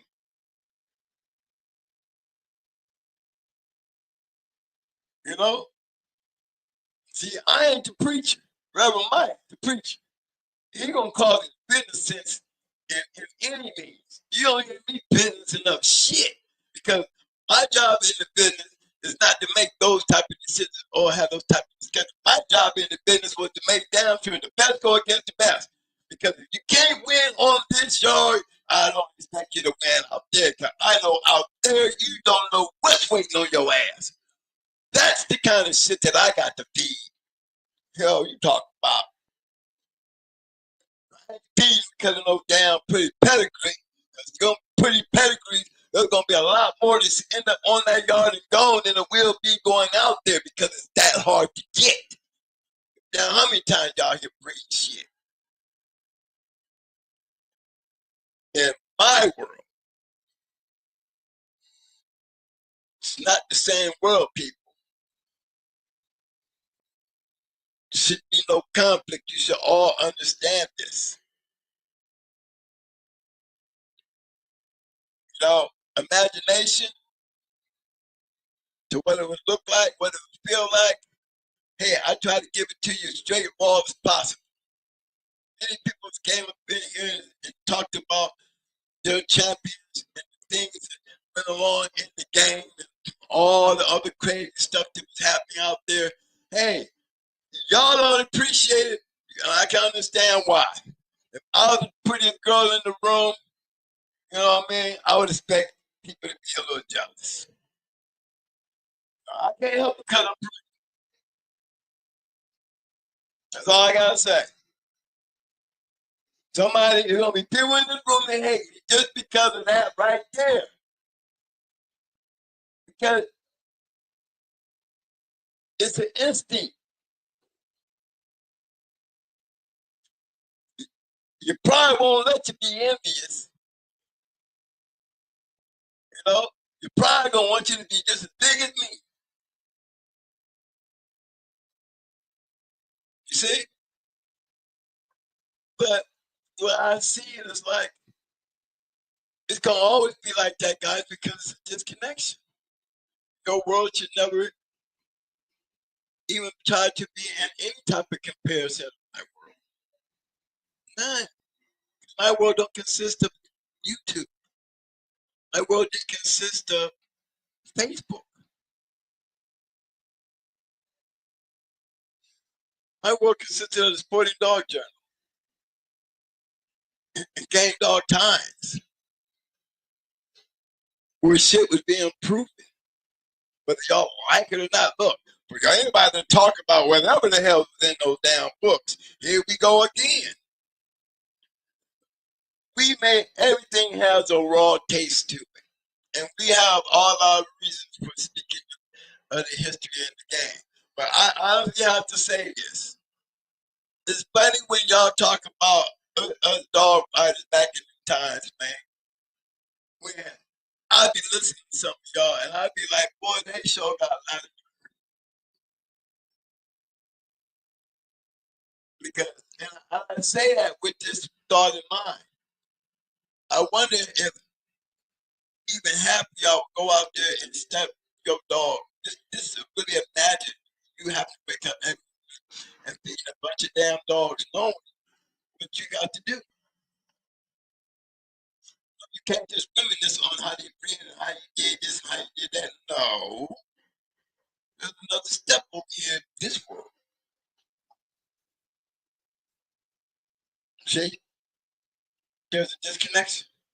A world that you're not in. A world that you have no idea about because you have not experienced it. For those that who have and had their feet wet, I'm sorry if you didn't make it where everybody knows you're how relevant you should be. Because some people just didn't get out there like that. Doesn't mean they was trash. It's just my question is, if you that damn good and have that many good dogs, goddamn it, where was your ass at? And why would we not know you? You should have been trying to find niggas like us. Period. Bottom line, if you get a following, you're gonna have people follow you. If you got a good dog, you're gonna have a following. I am a follower.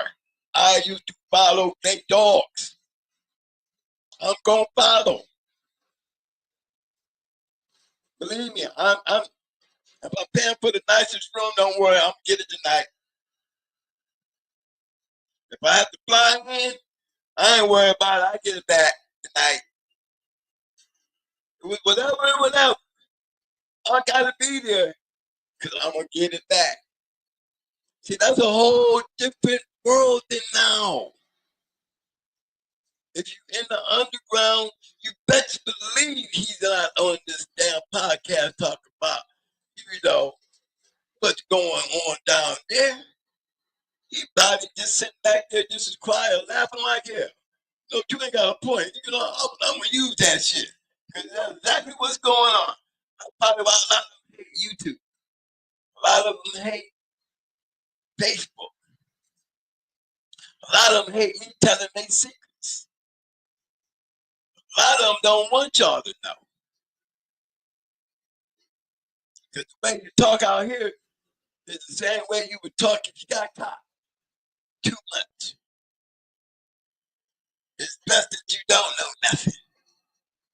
They don't have no problem with y'all talking like y'all Earl Tudor shit. Really, they don't. And I understand why.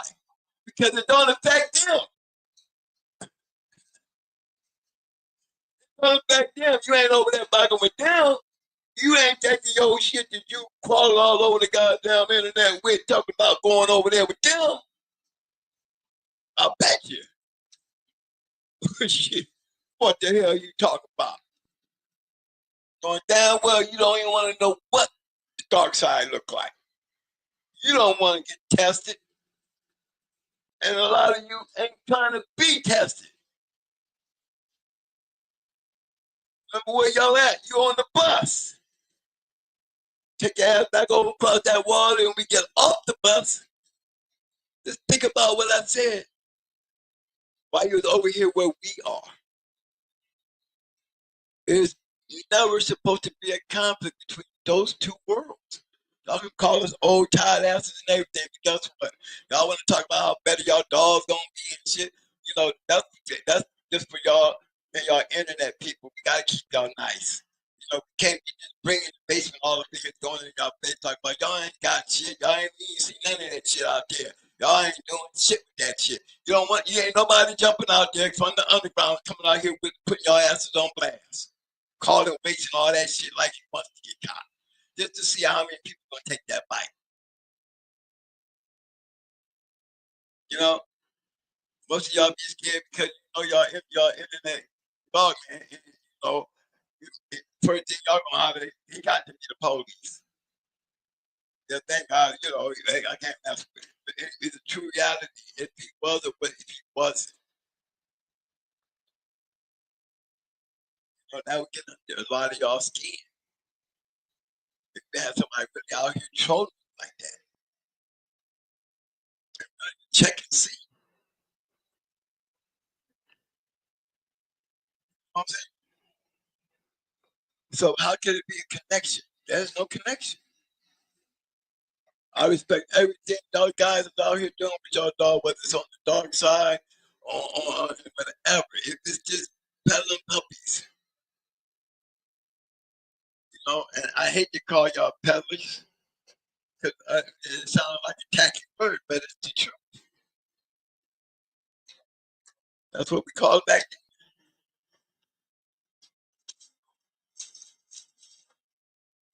Oh, it's a commodity like the Frenchies. Everybody don't fight dogs. That's illegal these days. So, you know, this is what it is. So you cannot hate and even put us in any comparison for it to even be any type of an issue between the old and the now.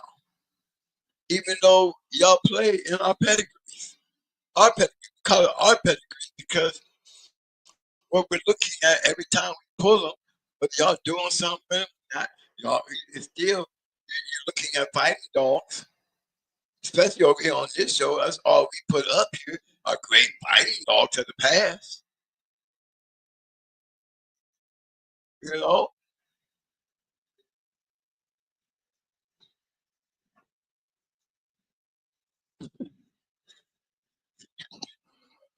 hey, Bulldog said, stay on the porch as the youngsters. Losing your favorite dog hurt worse and worse every time. Hey, hey, I tell you what, this would be the story I used to say. I used to always say, I love my dogs, and the average person wouldn't understand how much I love them. Because even the dogs that don't make it, I don't want to see nobody take a dog off my yard and abuse it. I don't want nobody to take my trash and go out there and abuse it. When if he wasn't good enough for me, why would I let somebody go out there and abuse that dog? I don't trust. I trust a lot of people when it came to my dogs. That's how much I love my dogs, even the ones that didn't make it. You know what I mean?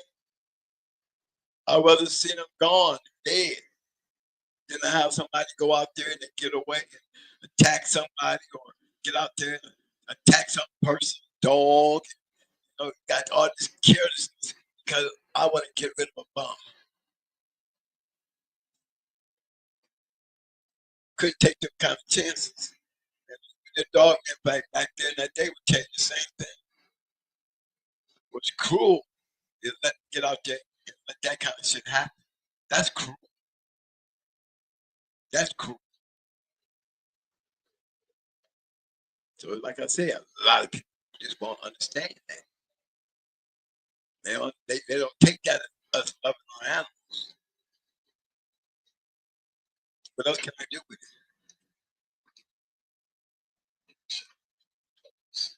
it? Hey, what's up there talking to City? What's up, Bam? I see you. Kyle TV, what's up, baby? I hope y'all, hey man, if y'all feeling me, man, y'all understand what I'm saying. You see what I'm saying? This never should be that kind of disconnection and you know, when we have these old guys coming on these podcasts talking about their time and their experience. And keep in mind, I ain't never had a guy on here that didn't have a champion. Not one person ever got up on this show that I had as a guest did not have a champion, maybe several champions. To understand where I'm coming from. They all had that experience to know what it felt like.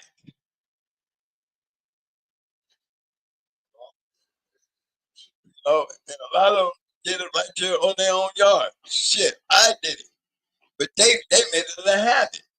big kennels that we can talk about, like hardcore Stone City, Southern Kennel, Cuban Missile, Tom Gardner. He got to do nothing no more. Tell you, there was so many stories about Tom back in the day, in our time. In our time, I remember when Atlas and James Edwards was talking about Tom. Tom went up on the prices of puppies. They used to sell back up. They had this thing, everybody says puppies for 300. Y'all stay in line. We all got good dogs. Y'all stay in line. It was like a little North Carolina old beef or something. Because it was mentioned that Tom started selling his dogs for 500, 700. You know what I mean? And they was getting word. And they made that comment, where they was selling their dog for 300. Everybody had to. We're talking about Snooty and Frisco and Taliban. You know what I'm saying? Molly B. All that old famous shit that we talk about now. To be honest, they was giving shit. Giving. I ain't buying shit. But just to see that. Then Tom ran into the thing with the journal. Remember, it was Tom Gardner that forced the journal to put asterisk marks on dogs out of the country registered for their championships.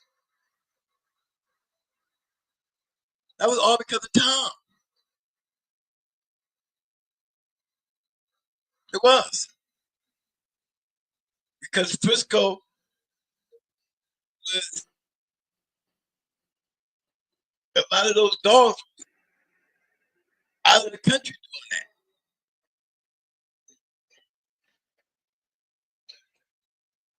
And Tom and Jack really, they wasn't kumbayas, but they were still registering with the journal. But the problem was, it didn't look fair because ain't none of that shit went over here at the time. That's what they were saying.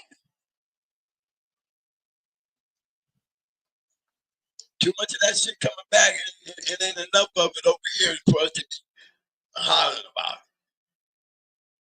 And then they made the complaint. That's where the asterisks came from. Yeah. And I remember when the ABBA got on time and shut it down. It was no more dogs. It was in the journal. They believed that he was having all those dogs. And a lot of shit came out. Tom, people forget. Most of you just dead, and those who remember forgave, I guess. And when I found that, because I was in that era, I wouldn't have had a Gardner dog, but we ended up with them, and there turned out to be some good damn dogs. Got a chance to come down there my first time just to meet y'all and have a nice ass time with Tom. Respected to the utmost. And then now, because he done made his mark, Tom always had money. Dogs that make him rich. Man's already been rich. He just got value in his dogs. That's why he goes out. He go buy his shit back. He ain't gotta break the law. He can't. He don't have to even say. He sit right there on YouTube and sit there and tell you that he made on his dogs to get title and he go get them. And he still got his yard. Why y'all can't do that? Make you wonder.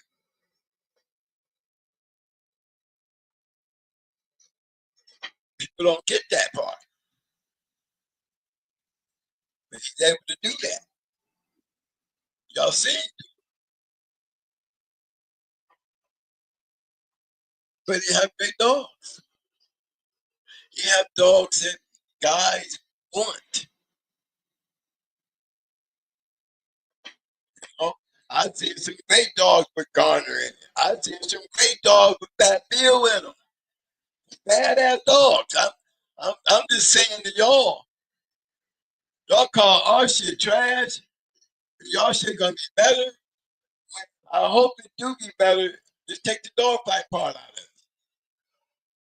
There'll never be better dog fight dogs. Because that's what we have for. Total disconnect, guys. There's a difference between y'all breeders and y'all dog and my breeders and my dog. There's two different levels. There's two different ways. You could be high on this level here and be a Chico Lopez because he's more other now the salesman. That was him. He made his dog in all times. Yet, if he wasn't talking English, we wouldn't care. Because I can't believe the people fell for his bullshit.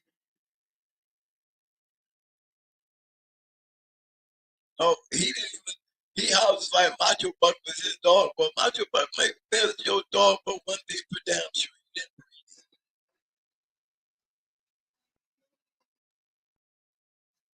Last thing I remember it wasn't you the nasty.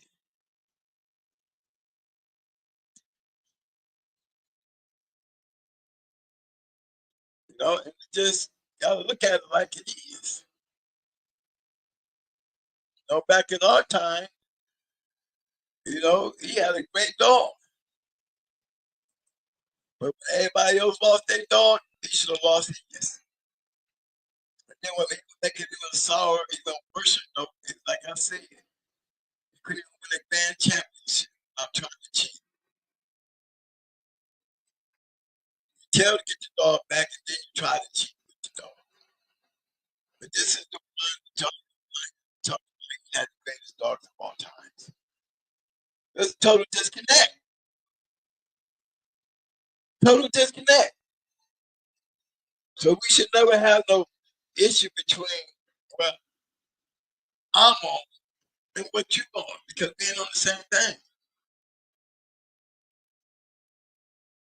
I can respect that. I do respect it. It just seems like y'all have a hard time understanding it. So, I mean, everybody who comes from the dark side knows that. Fuck everybody else. Talk about the dark side. I don't think everybody understands that. The dark side understands. Nobody else never understands. How can they ever understand if they don't have the experience of knowing what it feels like to have that dog come between their legs and their cat? That's the difference. That's all I'm saying. I'm not sugarcoating that shit. It was dog fighting. Period.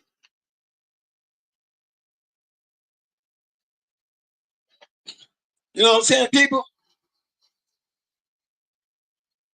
So I would think there can be good dogs, but we have to understand what a good dog is now. I don't know what a good dog is now. I just know there's good red dogs. You know what I mean?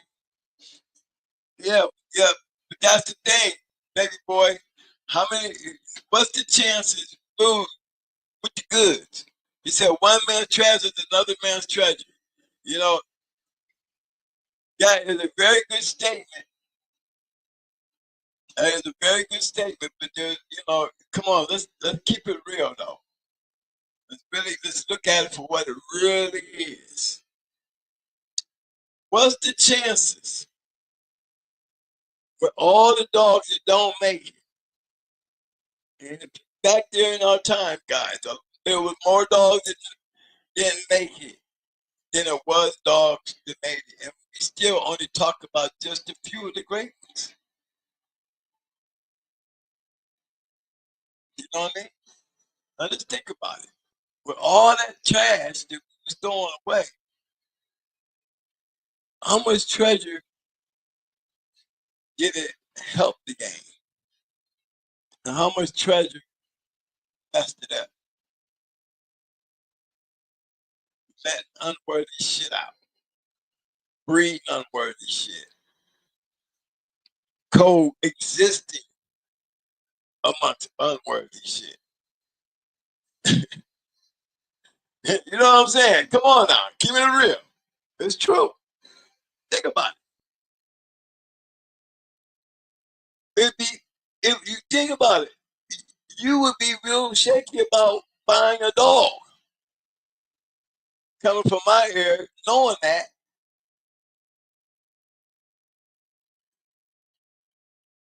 you're gonna take my trash and make a treasure out of my trash. Think about that. Remember, it actually did happen. Dennis sure did. It produced that other line of going hard dog coming off a little Mayday. Over there at G-Bill. G-Bill produced some great dogs coming off my trash. But he wasn't the one that made the breed.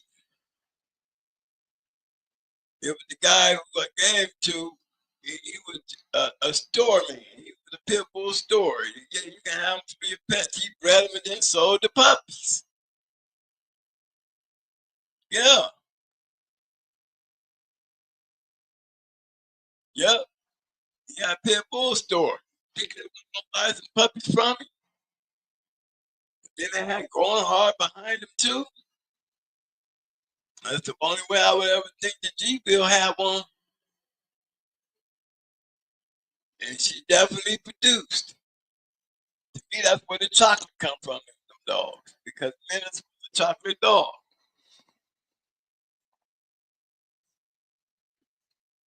Just like Romeo. And Romeo Buck. Just like them. They were both them bred alike. Yeah, Ugly was on my yard. I wasn't breeding that ugly dog. It was a little noisy ass, ugly little pit bull. They ain't look like a pit. They gave it the right name, Ugly. You know, Jesse couldn't get that dog away. He gave me the dog. Twin, just go ahead and breed her. I sent her down there with the evolution. He said, Twin, I'm gonna send her down there. That's how connected they was. You know? But I thank you for giving her to me. You know, I probably would have appreciated her a little different, but during that time, no. Remember my rules. What am I feeding for? Okay, if Jessie trying to put her trash ass over here, then I'm taking it that she's trash. So she was never a treasure for me, you know. Dennis was not a treasure for me. It came somebody else's treasure. He made money off of it, but it was just by the grace that G-Bill got a good one. I mean, how can it be wrong coming through, going hard? They just didn't make the team. They didn't have the genetics to do it. No, he had one that had the genetics to be born. They showed they take after their parents. That's the truth. It jumped a generation to produce the dog they got out of that shit. No, and that's real. But you know what I'm saying, people? I'm just gonna leave it right there because that was my conversation about dog men, breeders, and the breeders. The dog I always told you guys, you know, that's what makes that owner of the female so important because they are decision makers. It's based on what they're trying to do and what they're trying to get. It's the only way these great dogs are being bred. That's the only way.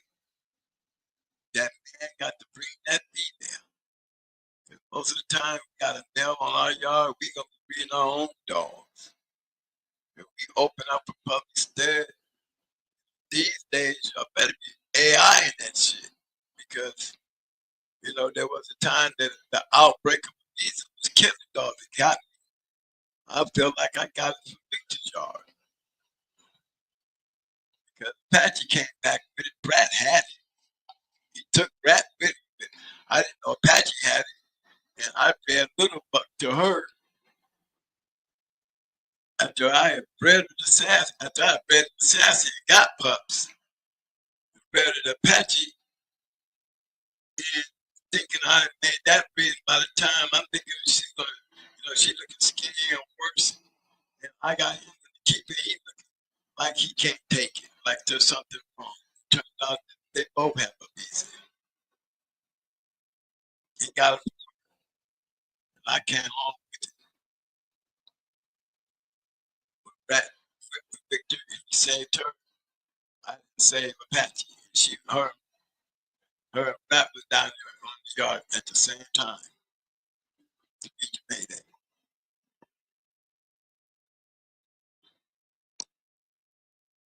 No, but he saved her. Got puppies. Always, I'm always had that utmost respect for him because he believed, trusted to get what he wanted done, and he got it done.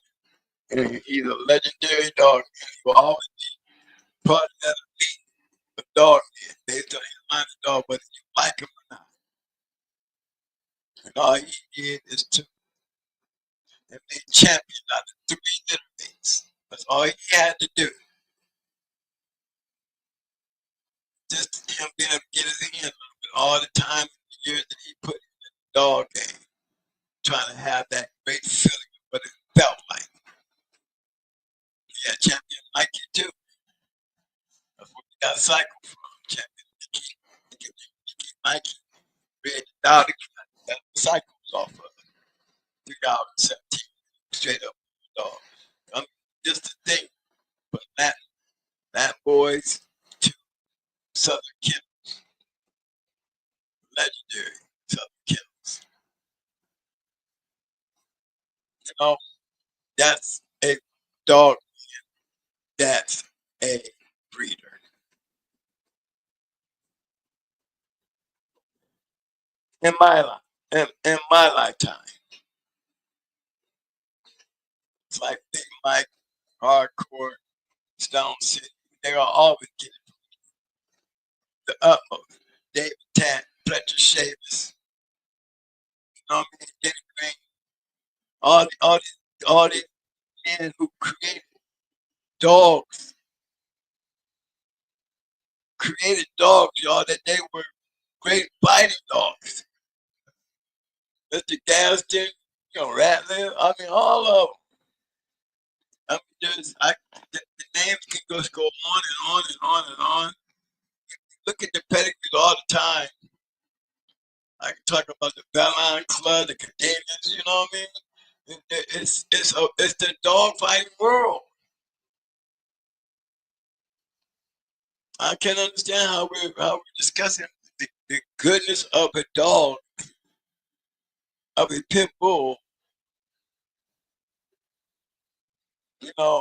on you know upstairs, and and, and, and, and saying it like it has everything to do with not fighting the dogs. Well,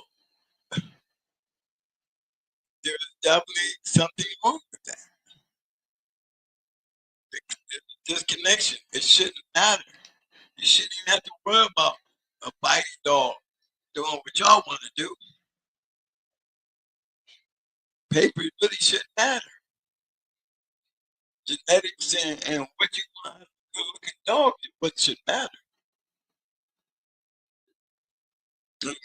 Y'all matching up papers like y'all trying to create match dogs. Y'all, I can't see how they're gonna get much better. The concept that y'all got the concept, but not the task. The task that we're doing, definitely not the task that you're doing. And I just can't see where it's supposed to get better. Ain't nobody have explained that to where I can agree yet. Now I think Dave will be wavering, because he'll probably do better than he hears my intellect on the conversation because I agree with him. I just put it in a better, different way. I just put the facts the way it is because I was out there. No question in his mind, anybody else's mind. No, I was out there. I know what it feels like. I know the purpose. I know what I was seeking for, just like him. It's a different world.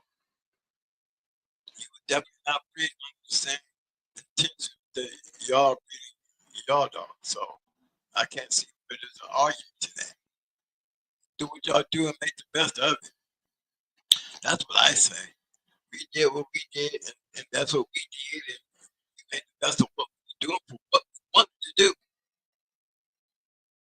Don't look down on y'all in no kind of way because there's just no connection for it to be a connection to be concerned as far as the argument. If you can't still be good dogs. Yo, I got you, baby. Go ahead, Trump Kennels. What's up, baby? I see you. He said, yo, I see you. Show now, what's up, baby? Yeah, man. So that's just coming back. Grab everybody up. Let's just take them back to the bus and let's give it a head on back. I hope, again, before I even got started, I said, I don't want nobody doing a whole down weekend show based on what I said tonight. I mean, y'all can't go to the basement and discuss it. So what's the difference? What's to discuss? Because the only thing I was basing my conversation on tonight after retired used to be dog fighting was there's no connection between my years of dog fighting back then and what y'all trying to do with y'all dogs now. Breeding dog man of the past is not the same breeder dog man of the now. There's nothing wrong with that. Let them have that. Like we let y'all have y'all's. We bred our dog for the opportunity to be able to have that dog between your legs and be able to call something on your yard a champion because it wasn't an easy thing to get. Guys that had dog and get it for years, they couldn't even achieve that much. There was a lot more out there who didn't make it than it was out there that did. Everybody got a mentor, everybody got somebody they looked up to, probably had a lot of knowledge. A lot of knowledge. You could probably go down the no history book, but you won't go down the great ones that we speak on even today. You just be a guy that you do a lot. Don't take that away from them. Everybody had that person. But that's not hide this back on what's the truth. And I'm gonna give you the truth. Don't let that shit fool you. They was out there trying to knock on you to confound. Why you always question what the fuck I did? I'll tell you what. Get your ass on that bus. Jump down in that mug. By the way, on the way out, grab some vision. Think about it on the trip back. Lay your head back. You know the little video games they put in virtual world. Yeah, get you some of them. Get in that virtual world and put yourself in a place that you can, handle me. Come back in my time and say that, and then I would ask, you should be lucky that you did it. You're no different than the people who did. Yourself. That's how I look at it. I think that's what counts. You have your opinion, and I have mine. But this is how we prove who's right and wrong. And when we do that, then what we talking about? That's how it was back then. Not doing that now. Especially on Facebook and YouTube. Come on, y'all. So I'm gonna leave it right there. Hope y'all enjoyed it. I hope you learned something. I hope if you're gonna discuss it as what it is, the truth. How can we be digging and stabbing and jabbing out here like it's something really to prove. Everybody jockeying. Chico Lopez is not alone anymore. Right. Uh-oh, who's Kennels? Put you up there, baby. I see you. Who said it can't get better if they ain't being called? They just making pets these days, which is good. Yeah, and you're right. And to be honest, you're right. We should not be picking on them. Hey, y'all know we got this dog show coming up in Virginia, man. Uh, Mike gonna put the advertising up, y'all. They want us to be judges at a dog show. He's gonna be the guest, and I'm gonna enjoy it. I want to go to Virginia, and I'm gonna enjoy it just like I did Tom's shit. I enjoyed it, So anybody up there in that DMV area, y'all just making a note. I'm gonna be up in Virginia. Mike gonna put the information up. It ain't gonna be till October. It's in October, so we got more than enough time, fellas. And I just want to get there and hope everybody show up, meet each other there, and make it a good one. They want to come back and talk about it because, I enjoyed myself at times. We had a lot of people there. I said you had a lot of people. We had a whole lot of people. I heard you had a lot of people this time. I think a lot of people be going there to meet each other or meet the greats because what I saw there when I went there, I got a picture of all my greats. Snake Man, Gambler, all of them was there. Super Kennels, Mr. Rodriguez, Romero, yeah. Fine, man. Y'all know the number dog fighters? I mean, really? Yeah. Dog that Grand Champion Pedro, you know what I'm saying? Grand Champion Gambler, you know? The Gambler, Virgil, come on, man. Grand Champion Virgil. Mr. Finn, still running on there, acting like he pumping iron and shit. Yeah, Mr. Finn. Yeah, I mean, they was all there. Havana Danny, the Havana boys. Yeah, Untouchable. Blackbeard, yep, Untouchable. The last of them, really. Roster Man. Man, I know I'm forgetting some. But on top of that, I met a lot of you guys. It was really enjoyable. While y'all was giving me all the props, man, like I was one of them old school dog men. I was running around chasing my old school dog. You know what I'm saying? So that's what really made it fun. We all had a nice time. We all got something out of it. Y'all made me feel very welcome and happily blessed for even being doing the show. That's number one. Number two, I had the opportunity to go look at these guys that I looked up to. And had a chance to be, make part of history to have a picture with all of them. Something I could have never done without y'all. Giving me the motivation to go to meet y'all. I would have never been able to meet them and had the time and experience I had with all y'all. So, I'm looking to have that again in Virginia. You know what I mean? We put the word up, get the right people up in there, man, and let's have fun. So Bottom did a nice one. We're going to put it in Virginia. We're going to make this one a nice one. Cause I'm going to have some fun. You already know we're going to have some fun. Okay? Like the show, man. Hey, anybody have any questions? I'm surprised that nobody called in. Nobody wanted to get up here and sit with me tonight. Get y'all deep. Yeah, that was a little deep subject, huh? Yeah, y'all gonna put me out there. Yeah, let Mo go in and be Mo. We're gonna go and let Mo be Mo, because Mo don't go to people's channels anyway. So Mo can get away with it. Nobody's gonna attack him. Cause he don't go. So Mike might be a different story. But Mike, he gonna stand on what I stand on because he know I'm right. So I ain't got to speak up. He knows what's up. He like going to them and hanging out. I love all y'all, but this connection, just and a lot of us old school dog always sing it. They don't get it. They also they say, yeah, I don't understand why you get up and do like you do, bro. They don't get it. What the hell they gonna do with it? It's because it's their history. How is the history of what we did gonna be able to ever move forward if we don't have somebody tell us the truth? It takes a beating along the way, but you can't beat down a beat of the truth. Truth gonna be the truth, whether you like it or not. You might want it to be anything other than the truth, but hey, I'm not doing nothing with the lie you do. If you don't believe my truth, I'm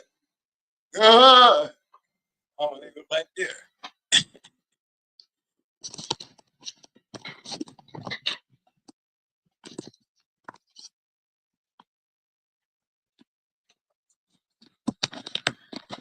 All right, all right, all right. Appreciate everybody for showing up and all that other good stuff.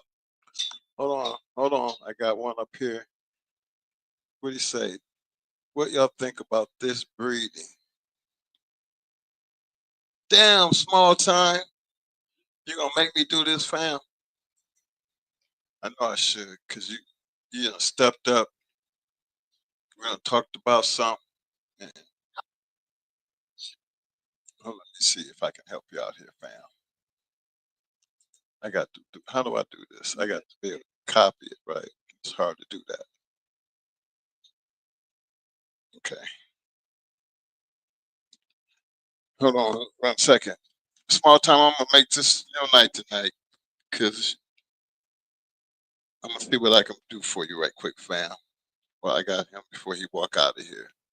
Hey, I want to appreciate everybody for coming up and showing out tonight. I'm like Mo Conda, because like I said, I get around, I see a whole lot of people have a whole lot to say. I just be wondering, don't nobody ever want to hit that link.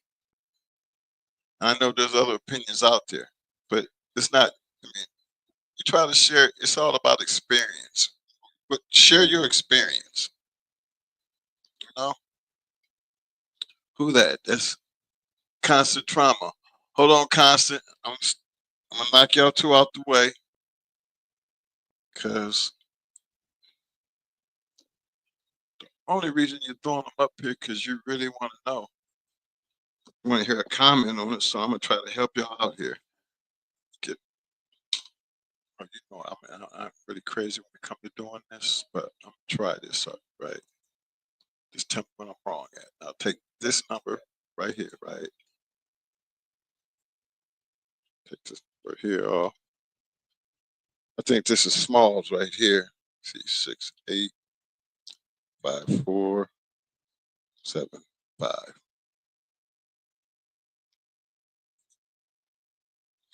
Okay, here you go, Mo.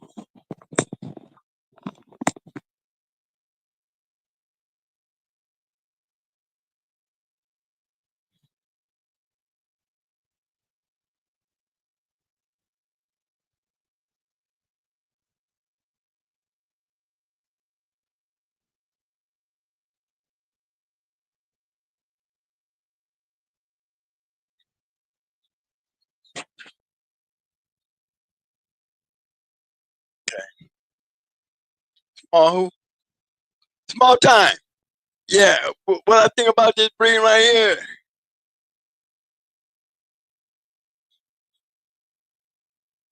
Well, I'm pretty sure they're older. I'm surprised you got the brown dog because yellow dog is black. And yeah, yellow dog. I can see it. I mean, and remember, we got the bottom. Go to her, Princess Mike. Yeah. See how they look like? We can't. Okay, go to sibling.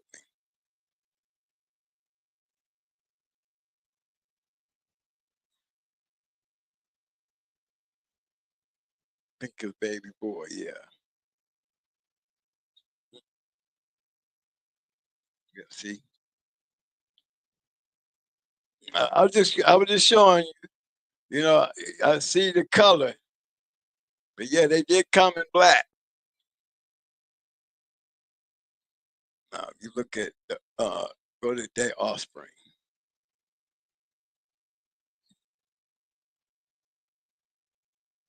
Look at that. Look down there. What do you see? Hey, you see that, right? That's what I know about that shit.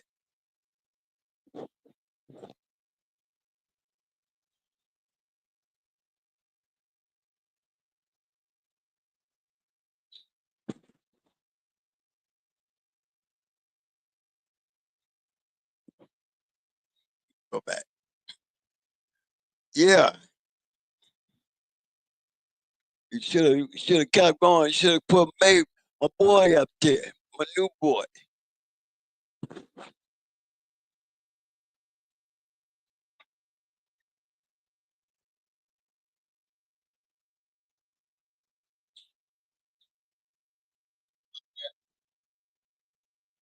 Yeah, you know what's up, man.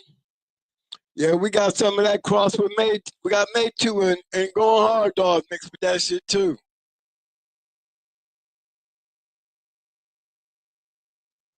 You know, there's people out there breeding with the good, just to have good stuff. That's what I call it.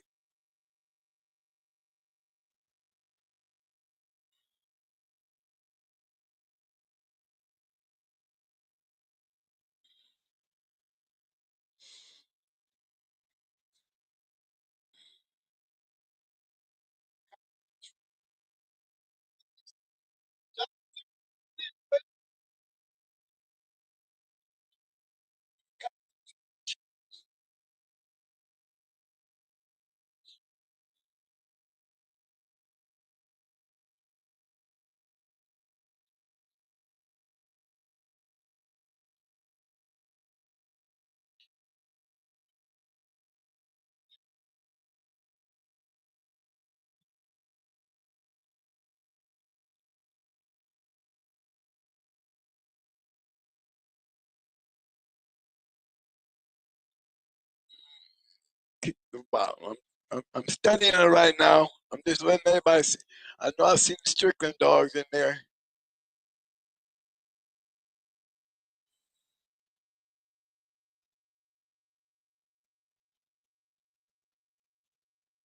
They're gonna.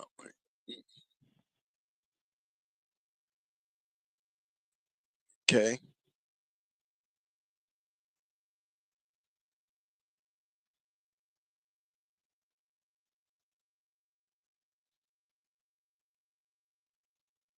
Hey, go to the troubles, Luca. Yeah. Luca Browsy.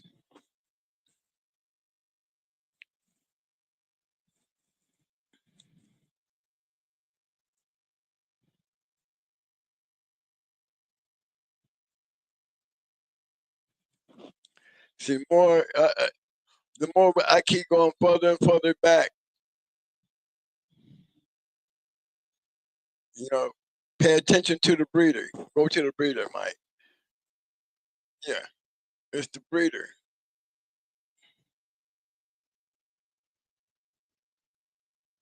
See what it is now? That's Jeep shit. See, now you got to understand it. By looking at what you're looking at right now, I can go back one more. We can go back one more time, go back a little bit further because it's all about the breeder. Yeah.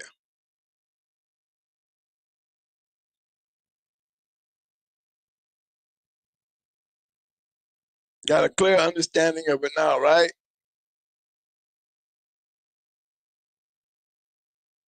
Now, if you start right there, and we could go further back. We can go back down there to danger, and yeah, look at that, yeah. You know, This is what he started out working with.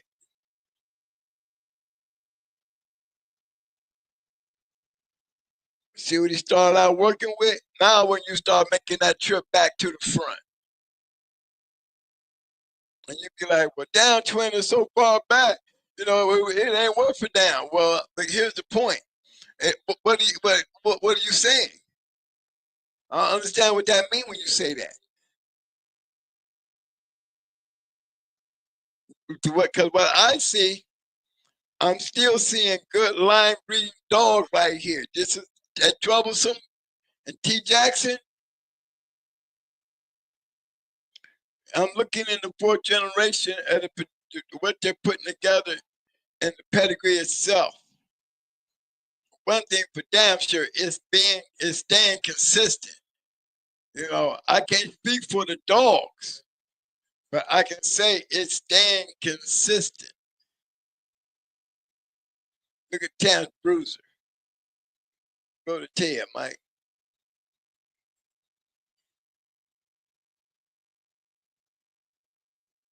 Look at Tam's Bruiser being bred to a gator dog. But remember, we bred, what's her name? Damn, you know what I'm talking about. Little Gator, the one Kurt had. Yeah, he was off a gator bred to a Stone City dog. He was a bad boy too. He just attacked people. He was a people biter. Go to Crenshaw's Hammer. Hammer was a decent dog. Go to his offspring.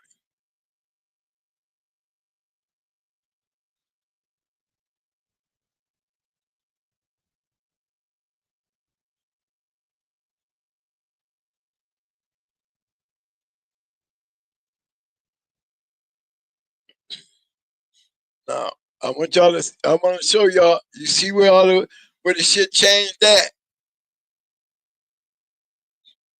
Okay, now go click on that, Mike.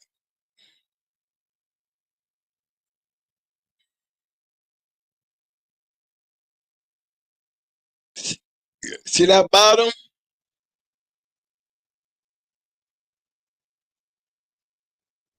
That dog right there, her little mate brother is the one that went 3 hours and 17 minutes with us. Now, click on her and her offspring.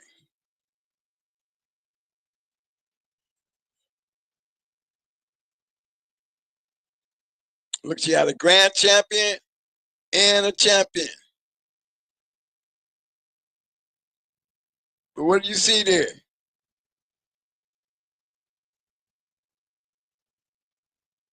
Go ahead and click on it.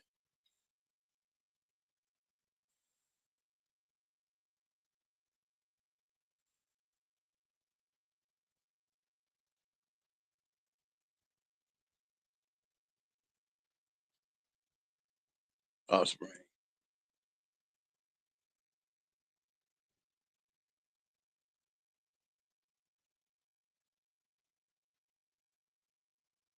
So, well, I say you're on the right track. I would say you're on the right track. Just based on, I had to show y'all that. I know how to move around.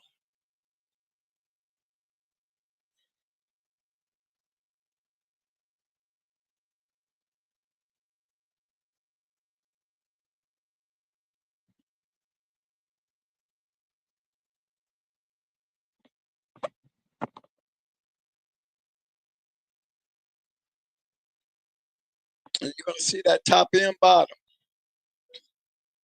So, yeah, it was damn good breed. You can't really see it in the pedigree because we had to go back looking around. And that's the thing guys don't get. If it don't be for that stuff back there going on back there, you know what I mean? I'm saying that you have something to look forward to. And now at the bottom, right? Let's do a peek at the top before we go.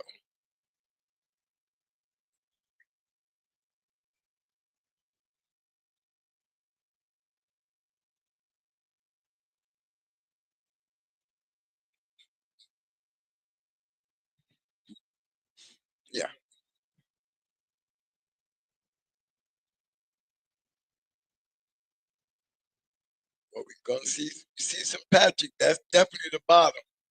So let's look at the top. Let's see what the top is. We got Patrick on the top too. So it's gonna be a Patrick dog, fast dog. No, you could go back to the bottom. Yeah, yeah. Okay, you click the top. That's gonna give you a better look.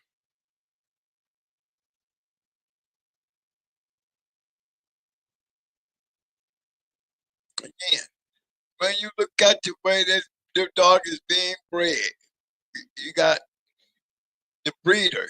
Who is the breeder? Is Poetic Justice.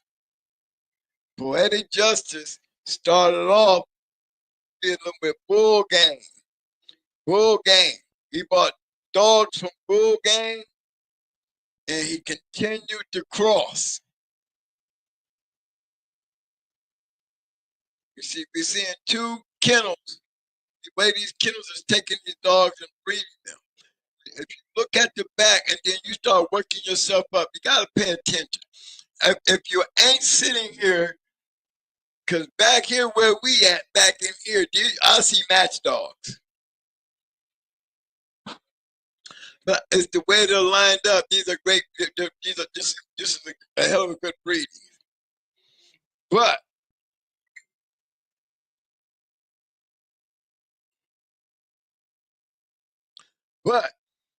one thing for sure, it's consistent. You know what I mean?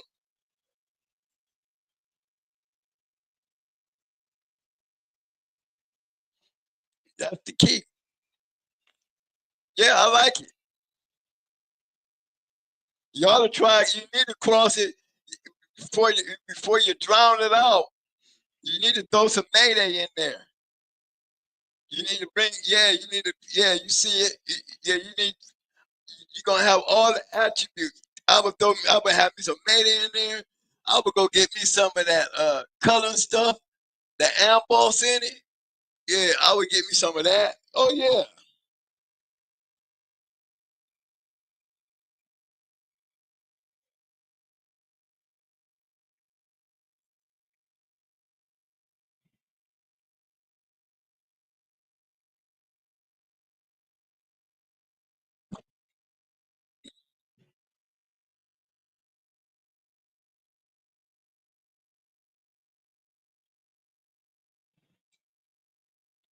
I like them. I like both. I like both. I really do like both. But that just show you from the years and through the years, you see how they changed. You know, it did change. You know, we didn't have all the match dogs.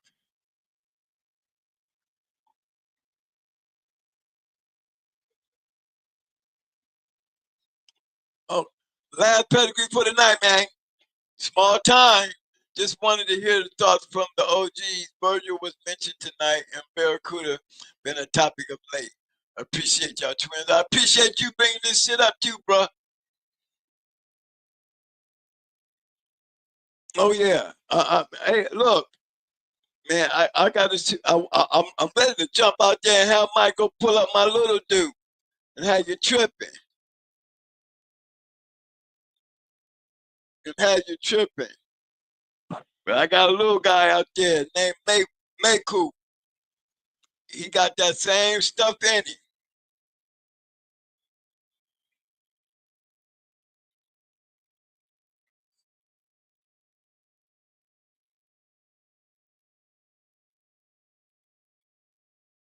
Constance says 2027, ride with us or collide with us. And I'm going to try that cross twin. You better believe it, man. Shoot, I would. Okay? Man, y'all seen that. I'm telling you, I will throw up. I'm going to bring him up Friday. I want to. I want to do it where we can all hang out and look at that shit again. We're gonna bring them pedigrees up again and show you the similarity. You know, when y'all be like, "Oh shit, you ain't got, huh? Oh Lord, yeah." Yeah, you know, you write it down. Yeah, that would be nice. Cause y'all own something. Yeah, definitely own something.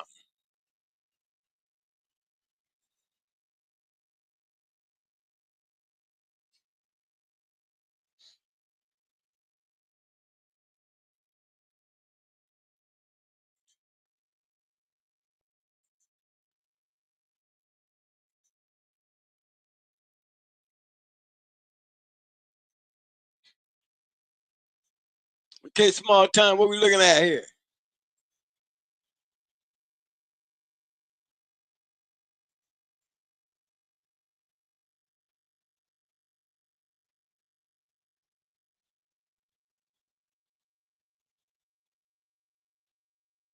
Yeah, here's another one nice. You see how they taking that walk all across it into that stuff down there? Hey, better believe you see that Pelican Bay on Fletcher.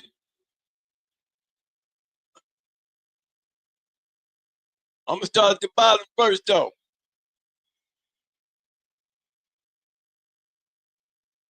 Boy, look, and people act like that shit won't mix.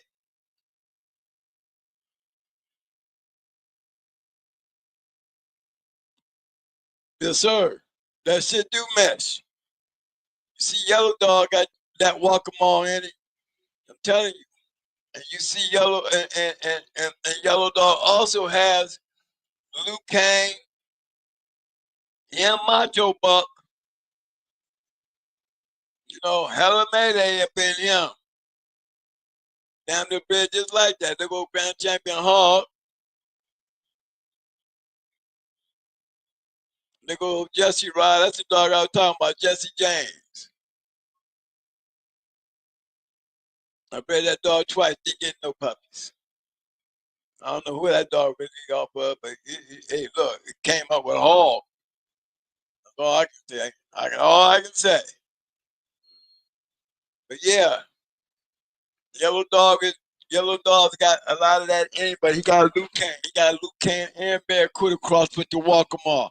So that is a cross that can't sleep on it because like I said, you see Yellow Dog.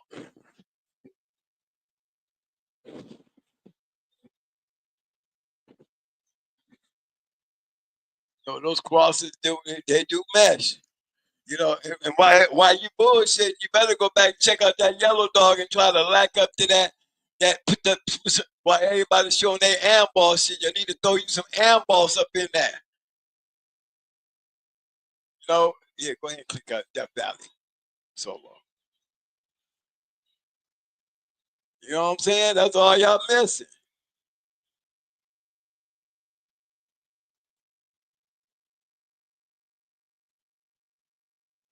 And then he come back with the Virgil. Oh, that right there. That's like throwing some handballs up in there. Look at ugly. Just talking about her ugly ass. That's Yellow Buck to Blondie. Yellow Buck, brother sister breed. Yeah, I had that dog right there.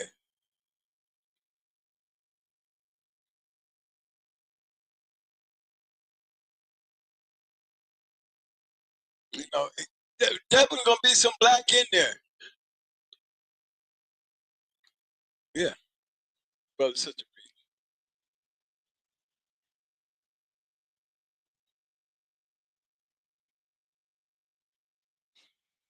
I ain't got no picture of her, but there's a picture of her out there. There is a picture of ugly out there.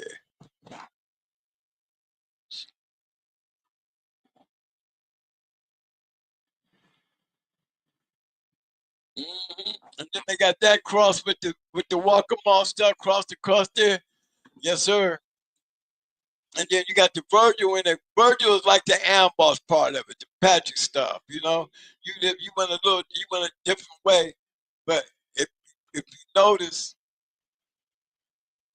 you know that heavy Virgil, that's what worked.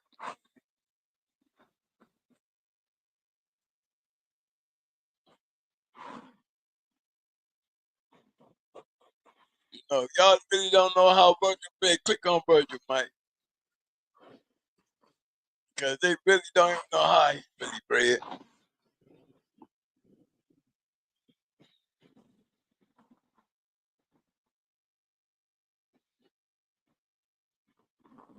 And he was a good one.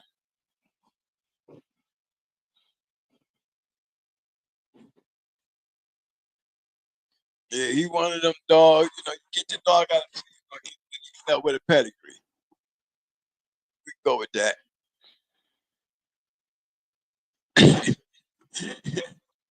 Okay, I'm just saying. Just make everybody make sure everybody know you can't knock the dog though. Don't know how the hell he bred. Give a damn. I'm gonna take it for what it is. Whatever you, however you bred, we're gonna go with this right here. No, that's all I can say. We arrive with this right here because one thing for damn sure, he could throw some dogs, and he was a badass dog himself.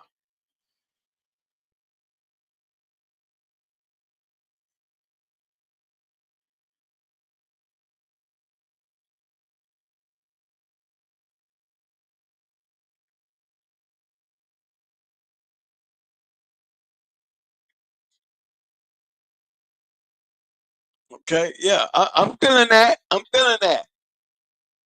I'm really feeling that. You need to get that number. Get that page over here, man. You sharing? You sharing ideals? You sharing ideals? Let me know you sharing ideals now. If we can tell everybody you sharing ideals. We don't want to be able to talk about, man, we want to do that. And then all of a sudden, everybody want to act funny now. You put it up there.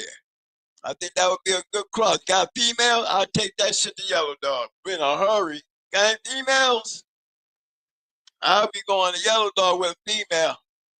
I'm keeping it real. I can throw me some more walk 'em all up in there too.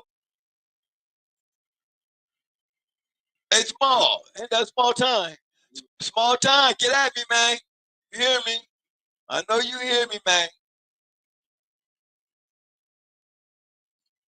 Constant trauma. You already know. You know how it go. You know how they do it in the old back in the day. Hoo-doo-hoo. You know, all kind of bird signals going through the air.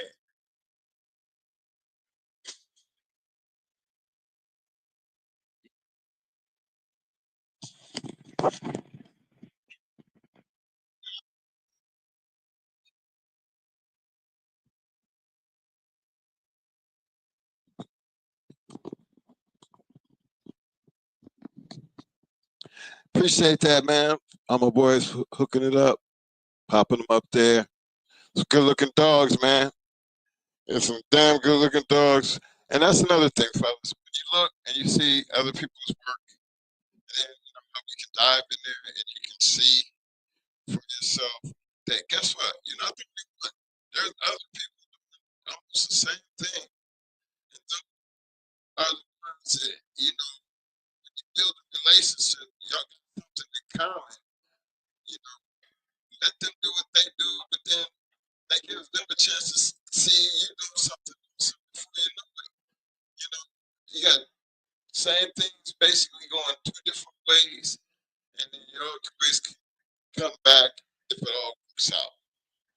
Those are the kind of relationships I'll be talking about when it came down to breeding programs. Dog men got the dog, but at some point, yeah, we all become a breeder. We all got that breeding, you know, niche in you because you want to be able to create your own. That's the joy of it. The key though is to be able to create your own and be able to actually produce a good product that other people want. You know, that's the ultimate breeder's dream. Especially, when you're getting ROMs behind your dog's name. That's a feat within itself. And that's only for the people who understand, what that ROM means. You know, that holds, some type of standard as far as I'm concerned, because that's a title. That means you're able to produce. that's something. Something is always better than nothing. Let the truth be in the pudding.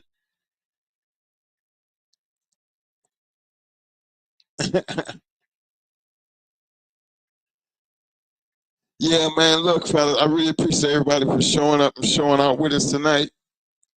You know, again, remember, we're on the bus. I always tell everybody to live by the disclaimer. Live by the disclaimer. You know, this is strictly for entertainment. Educational purposes. Not here to tell y'all to break no laws or anything. Don't have nothing to do with that. What we speak on is our history. But if you can relate just to the mindset, not the purpose, but the mindset, because again, we're still talking about good dogs of the past to create good dogs moving into your future. Now, of course, we don't know the difference between what's good or what's bad, but then that's not our point. Our point is, in order to have a good dog, you got to understand what makes it good. Only you, the owner, can determine what's good to you. The rest, the consumers will always tell you. That's why I say handle it like it's a business. Because you are the manufacturer of the product. Now, where the consumer is at? What's going to make the consumers come on to get what you want to get? Well, the same thing that you guys did when you start looking at some of them. You put that pedigree up there, and then you start associating it with things that we know that you can go back. Well, I know that line right there because that line is doing shit back here. Why? Because we done did that shit and it worked out great. So you get a chance to see this what the shit look like when it's working the way you doing it. Now imagine you could take and add some of that to your shit. That means your product either is going to get better because it can't get no worse. That's how I look at it. It can't get worse simply because what you got is already there. All we're doing is showing you what it looks like on the other end with some titles in front of it. I mean, both of you guys had great title dogs in there. So that goes to show you that they're good dogs. But it's your recipe now, babe. It's your recipe. But them are some good looking recipes. I really appreciate you guys sharing that with us tonight. Gives a lot of people a chance to get out there and look what it looks like in the now. That's all. Those are just good bred dogs, fellas. Hey, again, I want to thank everybody for coming out tonight while I shut this sit down. But before I get up out of here, first of all, I want to give my peeps who coming in with dropping them donations down in there. I really appreciate that, fellas, because y'all didn't have to do that, but you do. I really appreciate all you people, guys, Shark Tank, especially all my people on the back street for showing up and showing out. All that's always going to be appreciated. Before I even get into my roses and shit, I just want y'all to know, look, I put the link up there for people to, in case you just want to hit. Because I think it's only fair to let other people have their own opinion. And I like to hear what people have to say. And just like they threw them pedigrees up there, to me that would have been good conversation. Simply because if you're sitting up there looking at what I was sitting up there looking at, and that's a good way that you can sit down and say, well, that's two different couple people that I know doing this type of breeding. Where y'all at with this? What's got you stuck? That's the insight. Cause I can tell you why KP and them do it the way they're doing it and why, and what's on their mind when it comes to their future breedings. We share that with you. We've put those dogs up. We've told you what their futures are going to look like, and understandable because you can relate why we're doing it the way we're doing it. But it's even better if I could get other people to get up there and do the same. Because that helps people understand that one question I'm always ask. Why did you take that female over to that male? Those are always good questions, you know. They actually set for good dog talk. And they actually make you better, you know, because, you know, Mo's seen enough pedigrees and he's seen enough dogs that he can pretty much tell you why he goes all the way back, because he wants you to understand. He knows what's back there. I need to take y'all back there to see y'all can understand. Look this stuff back here. Now, yeah, as I'm working my way forward, like you said, you see them names involved? All them names right there, they consistent. So they kind of know what they doing and why they doing it. I mean, you don't really have to ask them if you're seeing it, but just to get a better understanding, this is what they're doing. You gotta admit, some of that shit is tight. I want a big shout out to my man, long time supporter. He always come through. Marcel Shepard says, salute twin, 1 and 2, good show. Much love. Marcel, I really appreciate that coming from you, fam, because you always feel like we're doing a good show. You always, you know, you always in the back street, sitting back, just as quiet in the church mouse, but always letting us know we see you, fam. I really appreciate you. But I can say that for everybody out there that comes in and rock out with us. You know, fella, I'm gonna be honest with y'all. It's hard for me to deal with controversy, to create controversy, because I'm not a controversial person. First of all, you know, we find and we help and we discuss a lot of the controversies in the history of the dog game because we've been around it. You know, it's a whole bunch of shit that's controversial in this dog game. Never wanted to be a part of it, but sometimes you don't have no choice. You know, but in the same token, it's a learning lesson.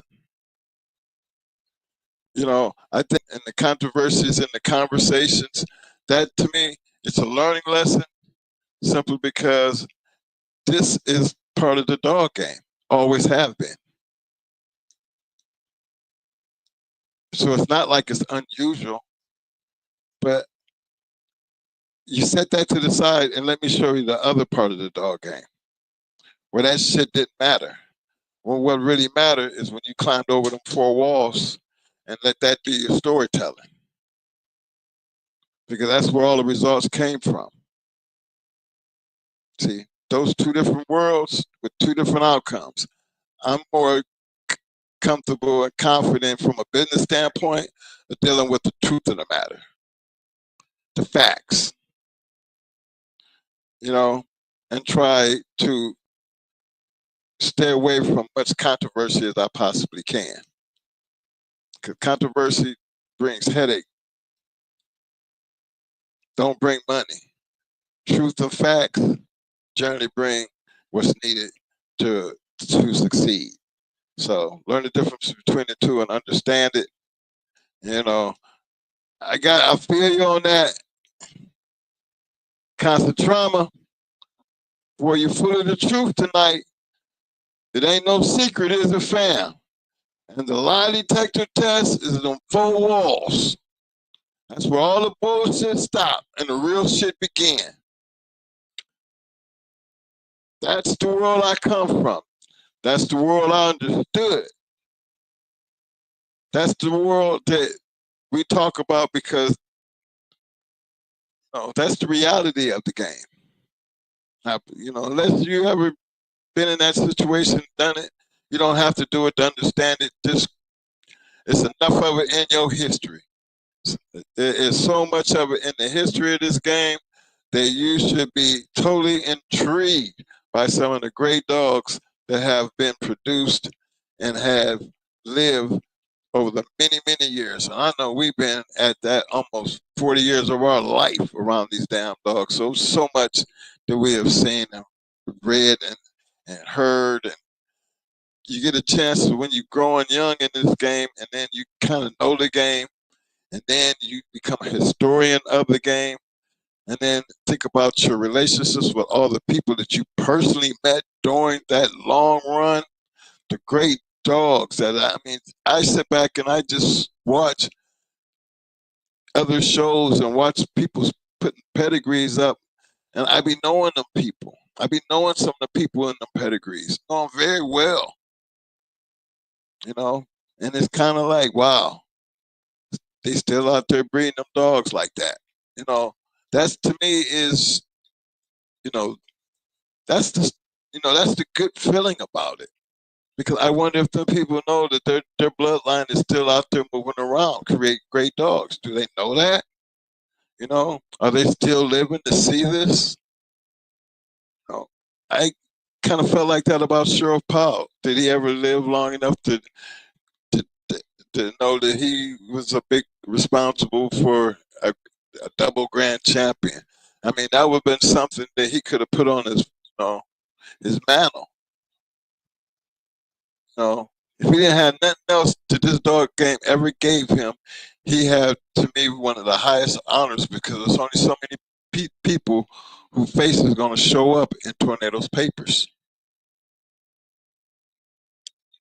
He showed up in our papers. He showed up in Tony Wade's papers. There's a lot of papers, but you know, just think that man is still a part of history and a double grand champion. Man, the Duchess was an 8-time winner. Yeah, I mean, big salute to that kind of shit, man. That's what the game gives you in return. You know, so a lot of them names you see on some of these pedigrees, you're gonna learn to respect them when it becomes your dog and them people's names is in your pedigree. That's your sauce, and you made it possible for everything that came behind what you did. That right there. There's no bigger honor. It's like being put in the ring of honor because not everybody's able to do that. And there's not a whole lot of people out here on these podcasts who are actually able to do that. And then when you're able to do that, them the ones you generally just sit back and you just at least try to understand, being they're sharing their information, how they were able to do it. Because we all lived a different story but played the same game. Respect that. So, help me out here. Show me some love by giving me some damn thumbs up, thumbs up, thumbs up, thumbs up. Muscles, muscles, muscles. Now, you already know. After 3, you already know. Do I have to say it? I'm going to say it anyway. Give me some damn roses, roses. We need damn roses. Yeah. Hey, look, fellas. It don't take a lot of y'all to show the love, but guess what? It don't hurt to try. That's all I'm saying. Oh man, come on, man. With all that love, come on now. Come on, fellas. Get in there. Big shout out to my man, Mr. Marcel Shepard. Appreciate that, fam. Oh, I got 40 people in here. Look, you don't have to go crazy, but big shout out to my man, Constant Trauma Kennels. Yes, sir, appreciate that. I know there's many more out there. Don't stop now. Don't stop now. I ain't trying to beg, but all I'm saying, look, y'all know we be trying our best to make it here, to share the love, trying to come in here and have something worth even talking about. And all I'm asking for is some damn thumbs up, motherfucking muscles, and my goddamn roses. Where the hell is my damn roses? You know, look here. Look, I appreciate. Let me do this like this because I'm finna get us out of here and we gonna ride out. Let me turn my little thing down here. Yeah.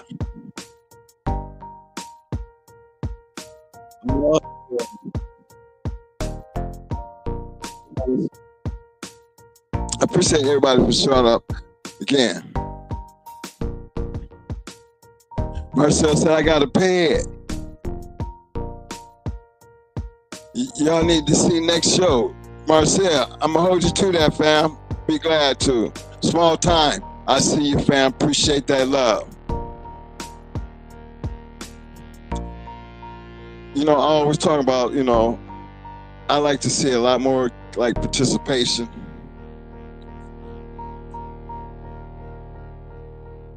You know what I mean? Hey, Constant, I hear where you coming from, fam. One thing I did, I don't know if you was around, Constant, you know, but my Constant drummer Kennels, he said, Twin, I wish y'all had a paid subscription to get behind the scenes access. You know what, Constant? That would be, you know, let's put it like this. Imagine all the shit that we give free, right? Imagine the shit that we would be trying to give y'all and the work it would take to give you what you deserve when you're paying for a subscription. For me on the business side of this, if I'm gonna ask y'all to pay for something, you know what I mean?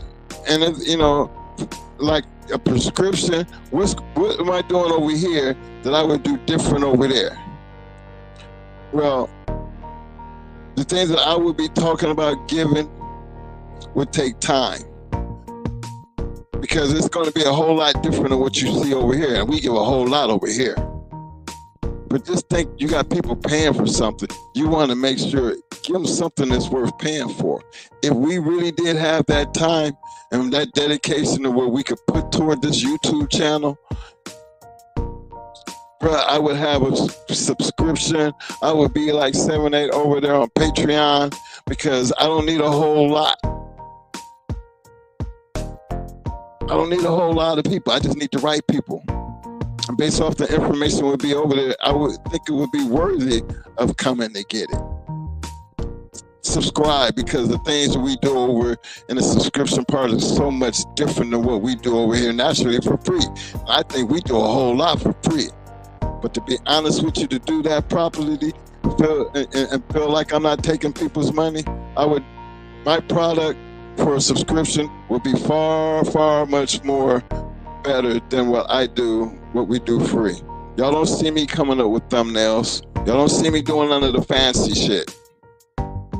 You know, I keep that going hard thing up there, because you know what kind of time I got to sit down and just to make that shit on for every show twice a week.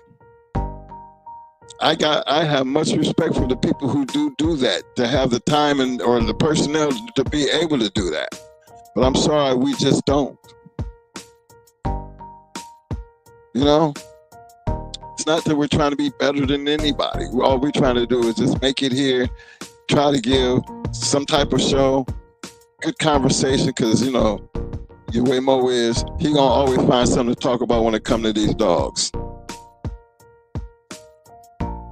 I just don't have the time to come in and do it the way everybody else is doing it. That's why not much changes around here. But again, we got enough proteges out there. We got enough people out there in them Shark Tanks, people out there in them back streets who can take on that task and make it work for them. From a business standpoint, I know I could give you a whole lot of shit that would be subscription-wise that you couldn't get out over here. But would I be fair if I couldn't be consistent with it? Because we actually had done 3 years doing it this way and providing us a subscription without showing you the art, without showing you the dogs, without showing you the kind of work, without showing you the things that these dogs can do. I think that's what a subscription is supposed to do. Give you all the things that we don't give you here. And I know we give y'all a lot here. But that hands-on, you know, knowing how to patch one up, knowing how to get that mouth-to-mouth to the puppies, because we be sitting there having puppies and you can get a chance to see what it looks like when things go wrong. see what it looks like when one's sick and what to do. We know we get enough people coming by, we still work on other people's dogs because dogs do get sick. People panic. People reach out to a twin. Look, this is what I'm dealing with, man. Tell me what to do. After all these years, I think that's reputation has a lot to do with why people call, because they trust you. They trust the things that you say based on your experience, based on what they know about you, that they feel comfortable in the time of need to pick up the phone and call twin. That's big. And they don't even have to pay a subscription to do that. But if you was paying for a subscription, we would cover all that type of stuff. But right now, we just don't have the kind of time, man. That's all.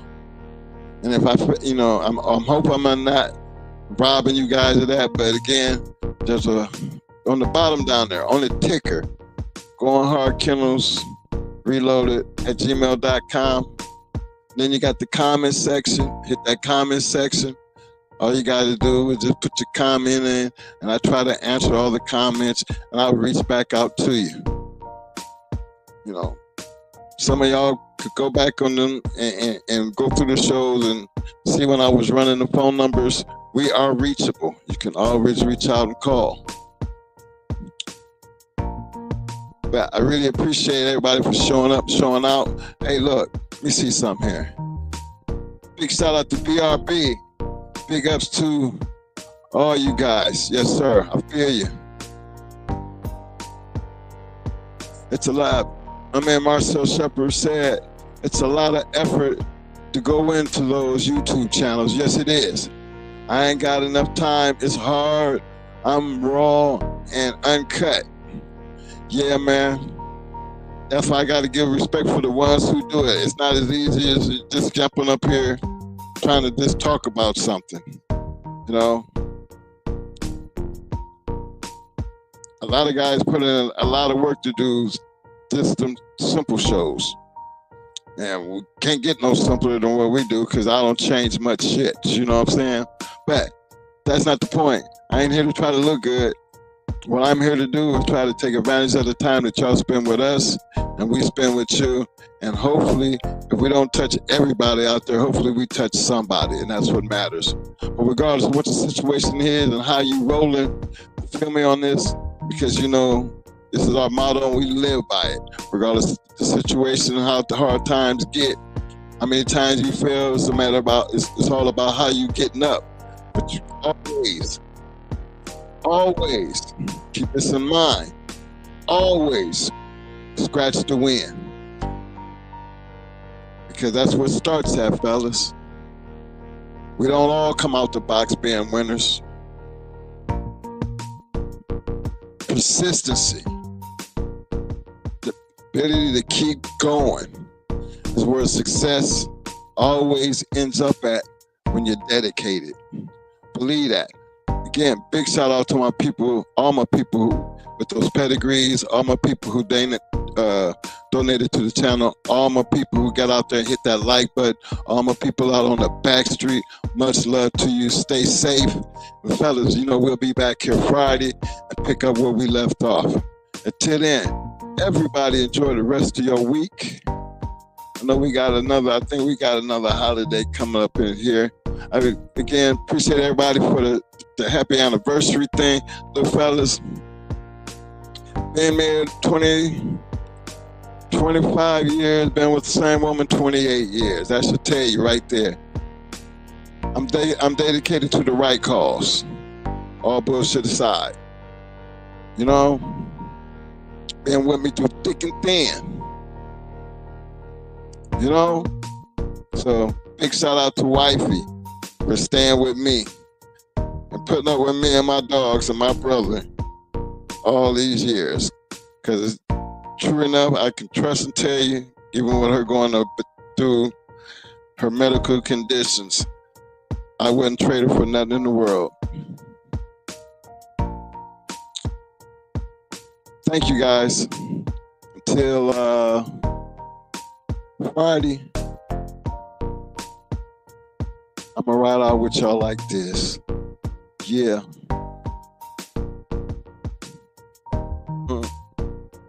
Yeah, yeah. Come on.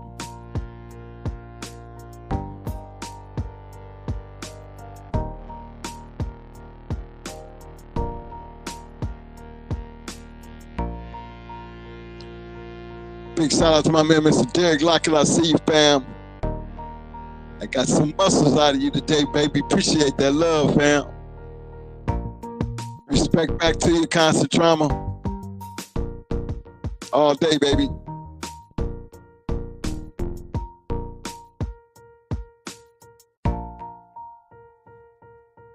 BRB, appreciate the love, fam.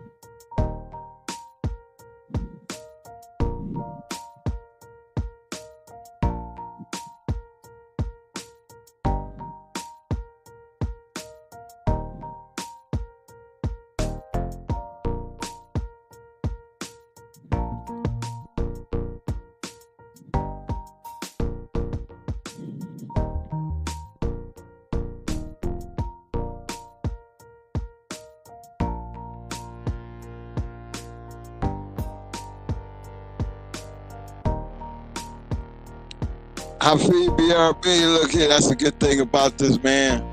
Mr. Derry Lockett, I feel you, fam. You got a pair for Friday. Trust me, we'll be there. Y'all bring them pairs through, and let's talk about them. We always open for participation, gentlemen. That's a must.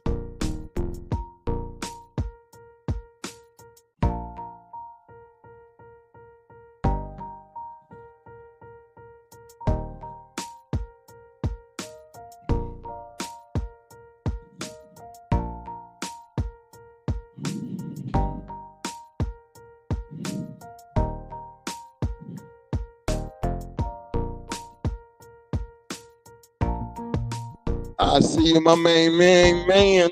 Mr. Chico Nicholas showing the love. You already know what's up, fam. Appreciate that. Hey, I know I got 37 people out here looking. Hey, fellas, y'all help me out as I rock this out. Cause I'm just gonna hang around just for a second while I'm doing this paperwork right quick.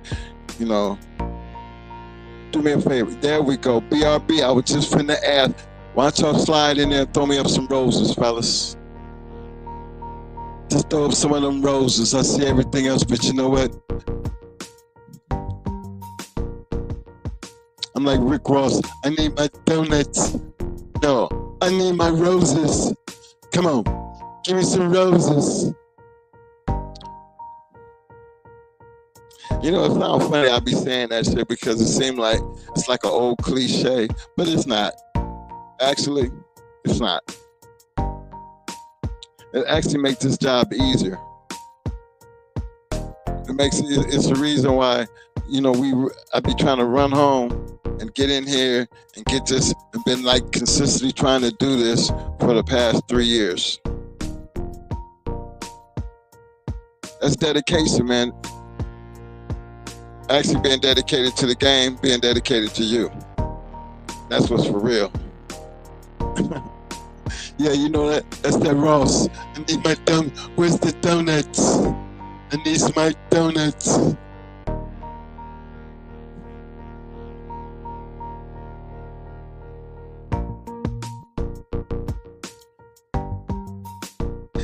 Look, man, if y'all don't get nothing out of this podcast right here, I want y'all to be able to get that one thing.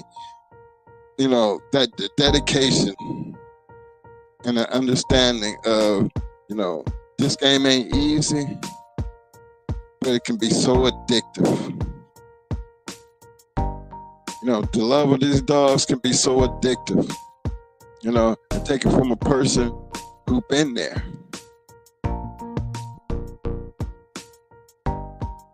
I think that's what makes, you know, professional sports one of them things like, you know, why I like sports. I like the competitive nature of sports.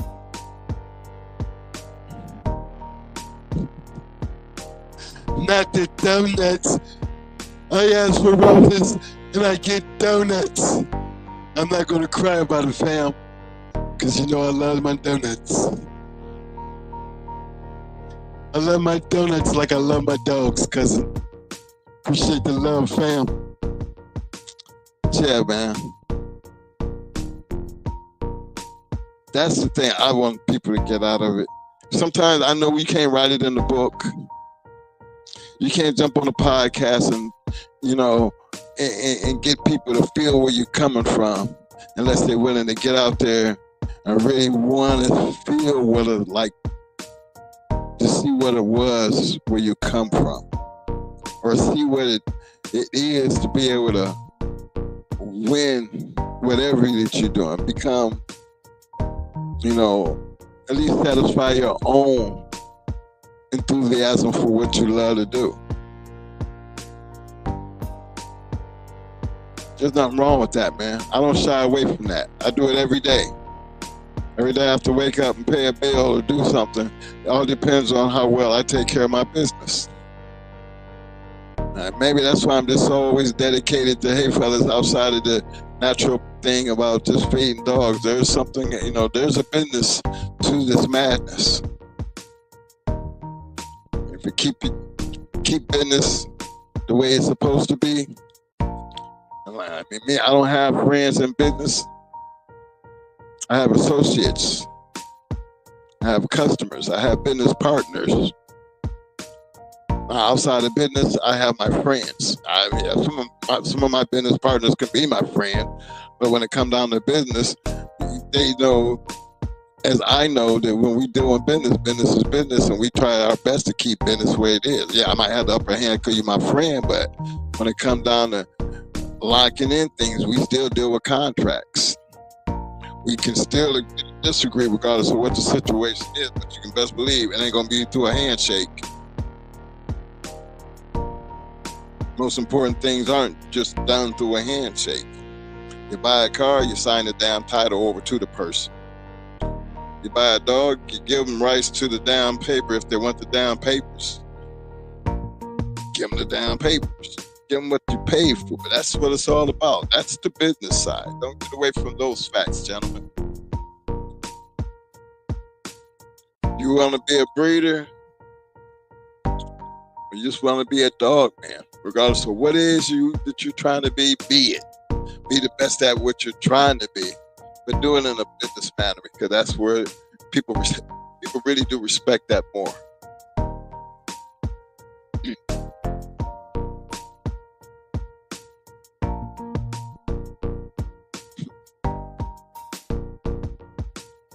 Big shout out to all my people in the history of the dog game. So without them, we wouldn't have nothing to talk about.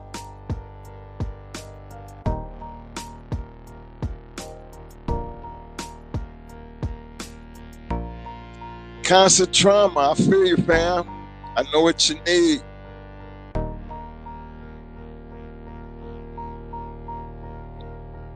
You wouldn't have no problem.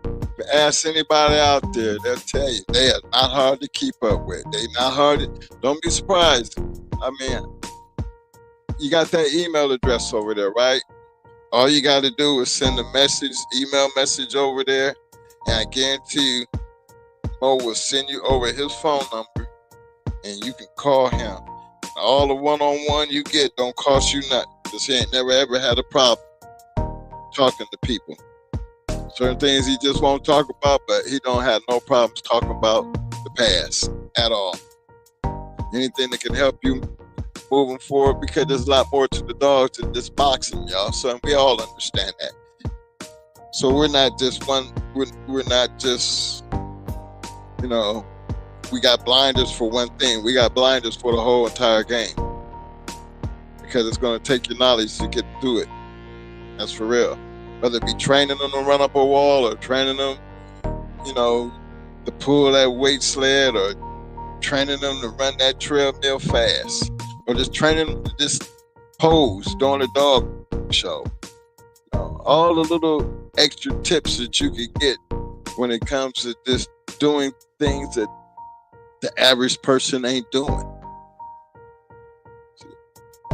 It looks good when you're doing something that other people just ain't doing, fellas. And nothing wrong with looking good while you're doing it. You know what I'm saying? Take advantage of it.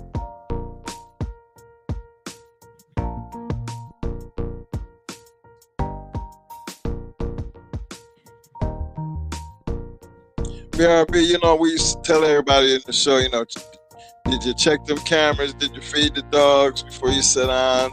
Did you check them chains? We used to do that in the beginning. Kind of got away from it. But then I see some of the tragedies. It's like right when you stop, you hear about some of the tragedies about dogs getting loose, you know, and end up losing one, and that type of shit. And kind of makes you want to, you know, maybe we should go back and start saying it, but no. Old cliches is almost like me stop, you know, at what point I'm gonna stop asking for thumbs up roses and shit. Well, I still do that before I ask y'all to hit that like button. You notice? Cause I ask you every damn show to give me some damn thumbs up, some muscles, and some roses. Very seldom do you ask me to tell y'all to hit that like button. Because that's something that I've noticed based on YouTube. I see people with 1 million views. I might only have 100,000 likes. That means 900,000 people watch this video, and 900,000 people didn't hit the like button. Wow. So for me, it's new to be talking about hit the like button. I say it because Double M Desbo said bite down and hit that like button. So I'm gonna ride out with that brother because I don't want him on that boat by himself, and he does that everywhere. So big shout out to him. And then big shout out to the ones who do hit the like button. Hell, I don't know how much, because I don't get into the YouTube algorithm like that. No, because all we do is just do the show. Whatever it is what it is. But you very rarely even see us do shorts. Because we don't, you know, just because of the lack of time. So, but who knows? You know, things might change and get better where we have the time. It's just right now, due to all the other shit going on in our lives, it's a blessing that God gives us the time to sit down and do this and be consistent with it. Not give up on it. Not say that doing the show doesn't matter. Because, believe it or not, doing the show matters every Tuesday and Fridays. We do our best to make it here. When that stops happening, then I think it's time for us to cut it. You know, it's time to walk away. But for right now, we love what we're doing. Just need y'all to keep doing what you're doing. The best will work itself out. With prayers and blessings of the good Lord above, I thank you all. I'm going to end this with an amen. Until Friday, I'm going to be out. Peace.